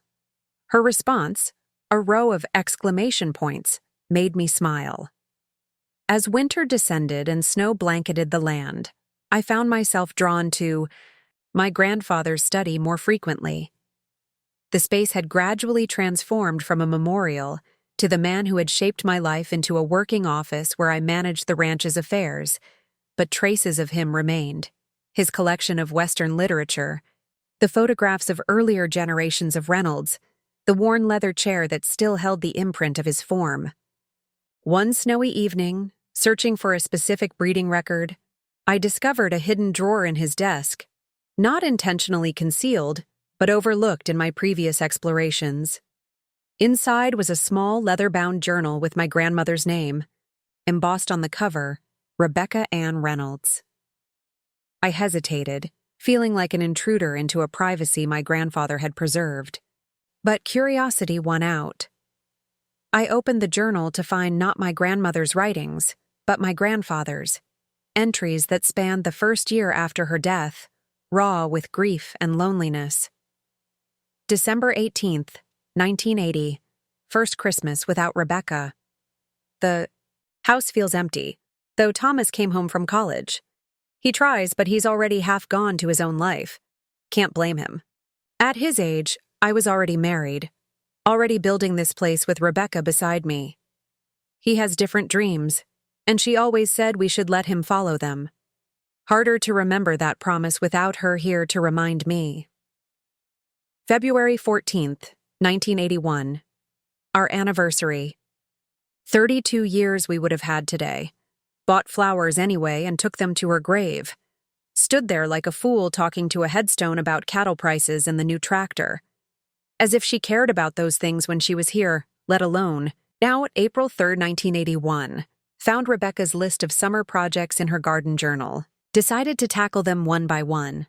The rose arbor she wanted, the expanded herb garden, the irrigation system for the west flower beds. Won't be the same without her to enjoy them, but it feels right to build what she planned, to keep her vision alive somehow. The entries continued, documenting my grandfather's journey through grief toward a different kind of life. One still shadowed by loss, but gradually opening to new purpose. The final entry, dated nearly a year after my grandmother's death, struck me with particular force. October 29th, 1981. Realize today that I've been preserving this place like a museum to what Rebecca and I built together. That's not what she would have wanted. She always looked forward, always had the next improvement planned before the last was finished. The ranch was never static for her. It was growing, evolving. I've been stuck in the past, trying to freeze time at the moment before I lost her. That ends now. The best way to honor Rebecca is to keep building, keep strengthening this place for the next generation. Thomas may never want it, but someday there will be grandchildren. Rebecca's legacy will continue through them, through this land that she loved as much as I do. My grandfather had written those words long before I was born, before the circumstances of my birth had complicated our family structure. Yet somehow he had anticipated the role the ranch would play in connecting generations, not just through ownership or inheritance, but through shared purpose and values.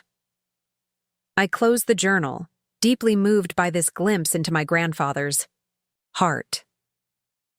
The stoic, sometimes stern man who had taught me to ride and rope and respect the land had contained depths of feeling he rarely revealed, a capacity for love and loss and renewal that had shaped his decisions about the ranch and our family. The journal entry clarified something that had nagged at me since reading my grandfather's posthumous letter. He had left me the ranch not simply because I showed aptitude for ranching or because of some abstract notion of keeping the property intact, but because he recognized in me the same forward-looking spirit that my grandmother had embodied, the understanding that legacy wasn't about preserving the past unchanged, but about building toward a future that honored its foundations while embracing necessary evolution. That revelation guided my decisions in the months that followed. When a neighboring ranch came up for sale, threatened by developers who wanted to subdivide it into vacation properties, I leveraged some of my inheritance to purchase the land, not to expand our cattle operation, but to place it under a conservation, easement that would preserve it as agricultural land in perpetuity. When the elementary school in Blackwater faced budget cuts that would eliminate their agricultural education program, I established a small foundation in my grandparents' names to fund field trips to working ranches and hands-on farming experiences for local children. And when Jack Miller called to tell me he was retiring from the farrier business due to worsening arthritis, I offered him the foreman's cabin on the ranch's east side. "I don't need charity," he protested. "It's not charity," I insisted. "The cabin's sitting empty, and you knew my birth mother better than anyone still living. I'd value having you around, hearing more of her stories. Besides, your knowledge of horses would be an asset to our operation." He accepted with gruff gratitude, moving in that spring. His presence added another dimension to the ranch's evolving identity, a connection to Elizabeth Porter that had been missing from my understanding of my own origins. As the second anniversary of my grandfather's death approached, I received an unexpected phone call from my father. "I've been thinking," he began without preamble, "about Dad's birthday next month." "What about it?" I asked, curious. My grandfather's birthday hadn't been marked with any special observance during the years I'd known him. "He would have been 80, my father continued. "And I realized there's no proper memorial to him in town. Nothing that acknowledges his contributions to the community beyond the ranch." "What did you have in mind?" "The public library is raising funds for a renovation," he explained. "They need about 50,000 more to complete the project. I thought we might make a donation in Dad's name, have the reading room dedicated to him and Mom." The suggestion surprised me, not because it wasn't appropriate, but because it represented a shift in my father's thinking about his parents' legacy. "I think that's a great idea," I said. "Grandpa would have pretended to hate the attention, but he'd secretly love it." My father chuckled. "Exactly. He donated to the library building fund back in the 70s, but he made them promise not to put his name on anything. Said he didn't want people thinking he was putting on airs." "Sounds like him," I agreed, smiling at this glimpse of my grandfather's character. "I'd like to contribute to the donation. Make it from both of us." "I'd like that too," my father said, warmth evident in his voice. "Partners in this, at least. Partners." The word lingered in my mind after we hung up. Not so long ago, my father and I had been adversaries, locked in conflict over the ranch and my place in the family. Now we were finding ways to honor our shared past while building a different kind of future relationship. One based on choice rather than obligation, understanding, rather than resentment. The library dedication took place on what would have been my grandfather's 80th birthday. The small ceremony drew a surprising crowd. Ranchers who remembered William Reynolds' leadership during difficult years, townspeople who had benefited from his quiet generosity, former hands who had learned their trade under his exacting standards. My father and I stood together as the library director unveiled a simple plaque in the newly renovated reading room. The William and Rebecca Reynolds Reading Room, dedicated to the memory of two people who believed in the power of education, community, and the written word to sustain both body and spirit in this valley they loved. "Well said," my father murmured, as applause filled the room. "Grandma would have loved it," I replied. "And Grandpa would have grumbled but secretly approved." My father smiled, a genuine expression that reached his eyes. "You know, you remind me of both of them in different ways. Dad's practicality, Mom's vision for bringing people together." The observation touched me deeply. I wish I'd known her. "You would have adored each other," he said with certainty. She had a way of seeing the best in people, of understanding what they needed before they knew themselves. He glanced around the filled room. "Much like you've done with the ranch, seeing what it could be beyond what it has been." After the ceremony, we joined a small reception in the library's community room. As I mingled with people sharing stories about my grandparents, I felt a sense of rightness, of pieces fitting together in a pattern that honored the past while creating space for new connections and possibilities. The Double R Ranch remained, the physical center of my life, the legacy I'd fought to preserve intact. But I was beginning to understand that the true inheritance my grandfather had left me wasn't limited to property or assets. It was an example of a life lived with purpose and integrity. It was the courage to acknowledge hard truths and move forward with clear eyes. It was the recognition that family, however complicated or imperfect, was worth the effort of reconciliation. Standing in that library room named for my grandparents, surrounded by the community they had helped build, I felt the full weight and privilege of being Mason Reynolds, a name that connected me to generations past and to whatever future I would create on the land they had loved.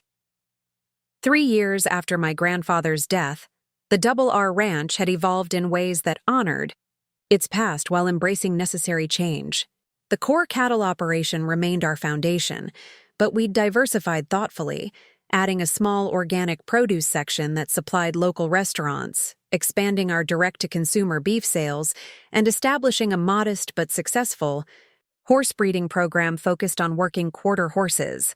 I'd just turned 30, no longer the uncertain young man who had inherited a legacy he wasn't sure he could sustain. The challenges of the past few years had forged a confidence I might not have developed otherwise. Not arrogance, but the quiet self-assurance that comes from facing difficult truths and making hard decisions. On a crisp October morning, I sat at my desk reviewing applications for our new ranch internship program. The initiative had been Brady's suggestion, surprisingly enough. During one of his increasingly frequent visits, he'd pointed out the aging demographic of skilled ranch workers in Montana. "You need to start training the next generation," he'd advised. "Create a pipeline of young people who understand both traditional ranching methods and modern sustainable practices." The internship would offer 3 young people a year of hands-on experience in all aspects of ranch operations, from cattle management to business planning. We'd received over 50 applications from across the country, many from agricultural programs at state universities, others from young people with no formal training but a deep desire to learn.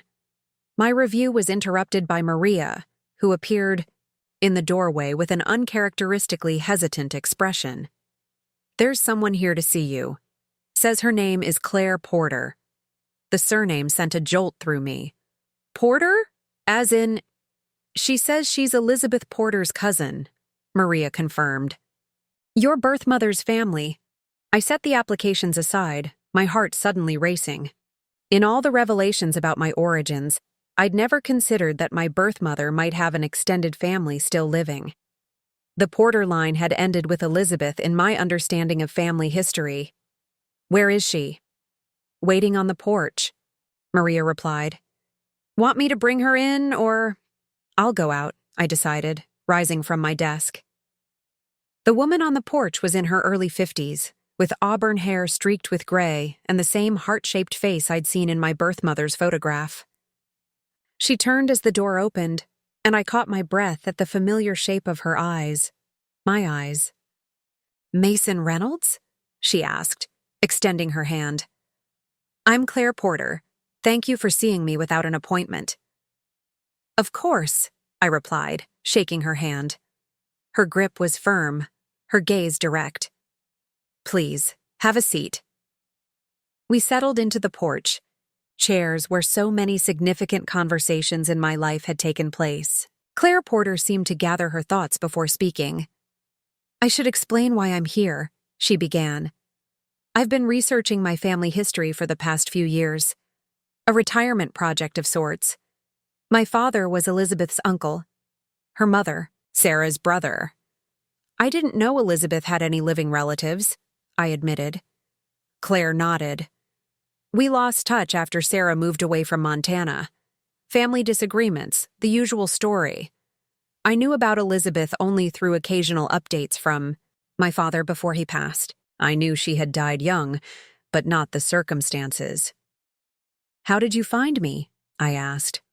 "Persistence," she replied with a small smile. And luck. I was going through my father's papers and found mentions of the Reynolds Ranch. When I searched online, I found articles about your grandfather's passing and the inheritance of the ranch by his grandson, Mason.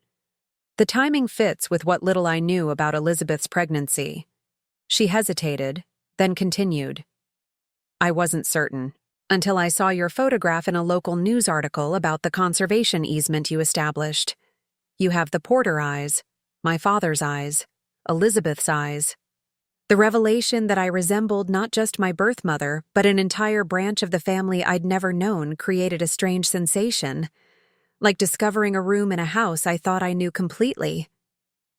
I hope I'm not intruding, Claire said when I remained silent. I debated for months whether to contact you. I don't want to disrupt your life or create complications. It's not an intrusion, I assured her, finding my voice. Just unexpected. I've spent the last few years piecing together my family history, but I never thought to look beyond Elizabeth herself. Then you know about your birth? About Elizabeth? Coming to the ranch? I nodded. I learned the truth after my grandfather died. About my birth mother. About my father. I paused, unsure how much to reveal to this stranger who was somehow family. I don't need details, Claire said gently, seeming to sense my hesitation. I'm not here to dredge up painful history or make claims. I simply wanted to connect with Elizabeth's son, to let you know that there's another branch of your family, tree out there, and to give you something that belongs to you. She reached into her bag and removed a small cloth-wrapped bundle. These were Elizabeth's. My father kept them after Sarah died, hoping to return them to Elizabeth someday. She handed me the package. I think she would want her son to have them. I unwrapped the cloth to find a small collection of items, a delicate silver locket containing a tiny photograph of a young woman who must have been Sarah Porter, a high school graduation tassel, several ribbons from what appeared to be art, competitions, and a small sketchbook filled with drawings similar to the ones Jack Miller had sent me, but from an earlier period in Elizabeth's life. Thank you, I said, deeply moved by these tangible connections to the woman who had given me life. These mean more than I can express. Claire smiled, relief evident in her expression. I'm glad. I wasn't sure how you'd receive me or these mementos. Family histories can be complicated. That's something I understand all too well, I agreed. We talked for over an hour, Claire sharing what she knew about the Porter family history, Elizabeth's grandfather who had been a forest ranger in Yellowstone, her great-grandmother who had homesteaded in Wyoming as a widow with 3 children. Stories of resilience and connection to the land that paralleled the Reynolds history in unexpected ways. When she finally rose to leave, I found myself reluctant to end this newfound connection. Where are you staying? I asked. At the Blackwater Inn, she replied. I'm heading back to Oregon tomorrow. Would you consider extending your stay? I surprised myself with the invitation. Have dinner with us tonight. There's someone else you should meet, Jack Miller. He knew Elizabeth during her pregnancy. And my father, he would want to meet you too, I think. Claire agreed, and I spent the afternoon making calls to Jack, who immediately accepted the dinner invitation, and to my father, whose surprise quickly gave way to a quiet, I'll be there. That evening, the ranch house dining room hosted an unusual gathering. Myself, Claire Porter, Jack Miller, my father, and Maria, whose connection to all parts of the story made her presence essential. The conversation flowed more easily than I would have predicted. Memories of Elizabeth Porter serving as a bridge between people whose lives had intersected through her brief existence. My father, initially tense, gradually relaxed as Claire shared, stories of the Porter family without judgment or accusation. Elizabeth had her mother's artistic talent, she observed at one point. Sarah could capture a landscape with just a few lines. Mason has that same eye, my father noted, gesturing toward the framed sketches on the living room wall. for composition, for seeing the essential elements of a scene. His acknowledgement of this inheritance, not the ranch or money, but the creative perception that had passed from the Porters to me, felt significant, a recognition of the full complexity of my heritage. Later, as we shared coffee on the porch, Claire mentioned that she had a daughter about my age and 2 young grandsons in Portland. "You have cousins," she said with a smile. "If you're ever interested in meeting more of your mother's side of the family." "I'd like that," I replied, meaning it. After Claire and Jack departed, my father lingered, helping me clear the last dishes from the table. "That was unexpectedly healing," he observed, his voice reflective. "Meeting someone who knew Elizabeth as family, not just as the mother of your child," I finished when he trailed off. "Yes." He rinsed a plate, handed it to me to dry. For years, she was a mistake in my mind, a regret, a source of guilt. It never occurred to me to think of her as a person with her own history, her own family. "That makes 2 of us," I admitted. Until tonight, Elizabeth Porter was more symbol than person to me, the woman who gave me life, whose death created the secret that shaped our family. Now she feels more real. My father nodded. "Real enough that I'd like to visit her grave tomorrow, if that's all right with you. Pay my respects properly, after all this time." The next morning, we walked together to the small family cemetery on the hill. The October air was crisp, the valley spread below us in a patchwork of autumn colors. My father placed a small bouquet of wildflowers on Elizabeth Porter's grave, then stood in silence for several minutes. "I never thanked her," he finally said, "for giving me you." The simple statement contained worlds of meaning, acknowledgement of his failures as a father, recognition of the gift my birth had been despite the circumstances, a step toward the man he was still becoming. "I think she knew," I said. Claire mentioned how determined Elizabeth was to come here, to make sure I had a connection to my father's family. She must have believed it was important, worth whatever risk or discomfort it might bring her. My father nodded, his eyes suspiciously bright. "She deserved better from me, so did you." "We can't change the past," I replied, echoing my grandfather's pragmatism. "We can only decide what to do with the present." We walked back to the ranch house in companionable silence, the weight of old secrets and resentments lifting with each step. The complicated truth of my origins, once a source of pain and division, had gradually transformed into a foundation for understanding and connection, not just with my father, but with the extended web of family I was still discovering. The months that followed Claire Porter's visit, my world expanded in unexpected ways. I traveled to Portland to meet my cousins, finding echoes of myself in people who shared no upbringing or environment with me, only blood. My cousin Ellie had the same habit of tilting her head when considering a question. Her son Miles shared my inability to carry a tune despite a deep love of music. Blake and Brady became more integrated into ranch operations, each in their own way. Blake's legal expertise proved invaluable when we negotiated conservation easements with neighboring properties, creating a corridor of protected agricultural land that would remain undeveloped regardless of market pressures.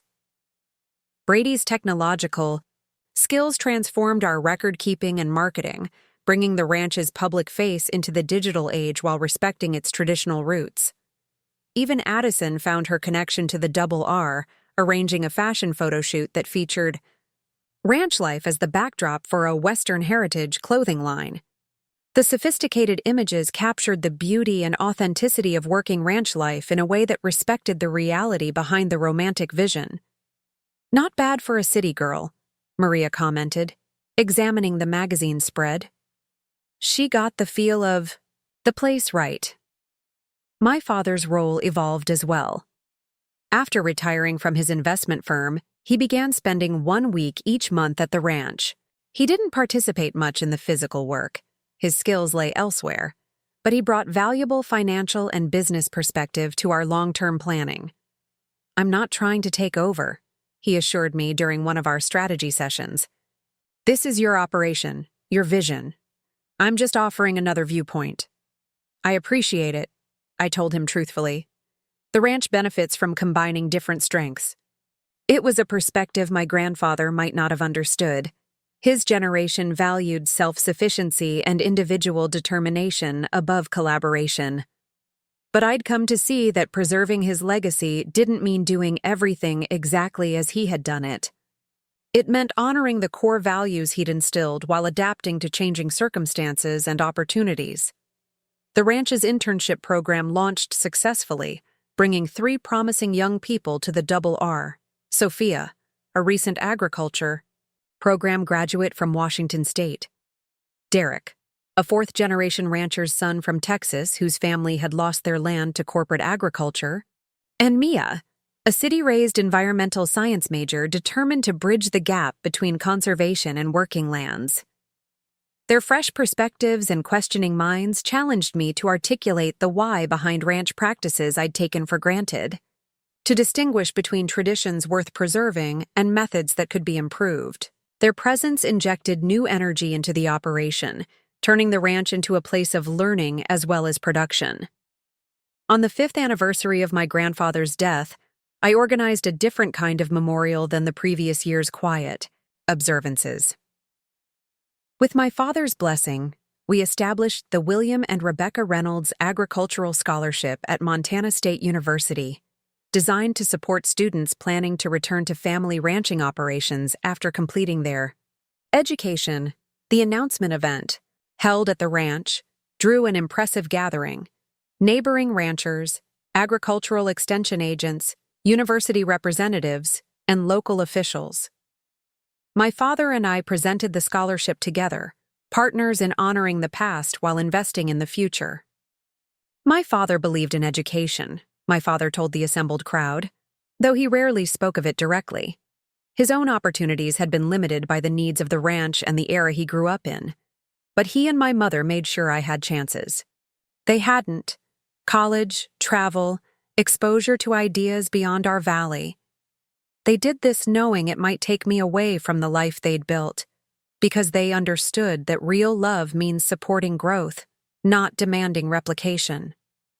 His words resonated deeply with me, capturing an aspect of my grandparents I'd only glimpsed through their journals and others' memories. Their legacy had never been about limiting possibilities to preserve the past, but about creating a foundation strong enough to support whatever future might emerge. After the event, as sunset painted the mountains in amber and gold, I found myself on the porch with Jack Miller, who had become a valued presence at the Double R. His health had declined over the past year, but his mind remained sharp and his stories about my birth mother had become a treasured connection to that part of my heritage. Your grandfather would be proud, he observed, nodding toward the dispersing crowd. Not just of the ranch, but of the community you're building around it. I hope so, I replied. Sometimes I wonder if I've changed too much from his vision. Jack shook his head. A vision that can't adapt dies with its creator. William was smart enough to know that. He didn't leave you this place as a museum to himself, but as a living operation that would grow with you at the helm.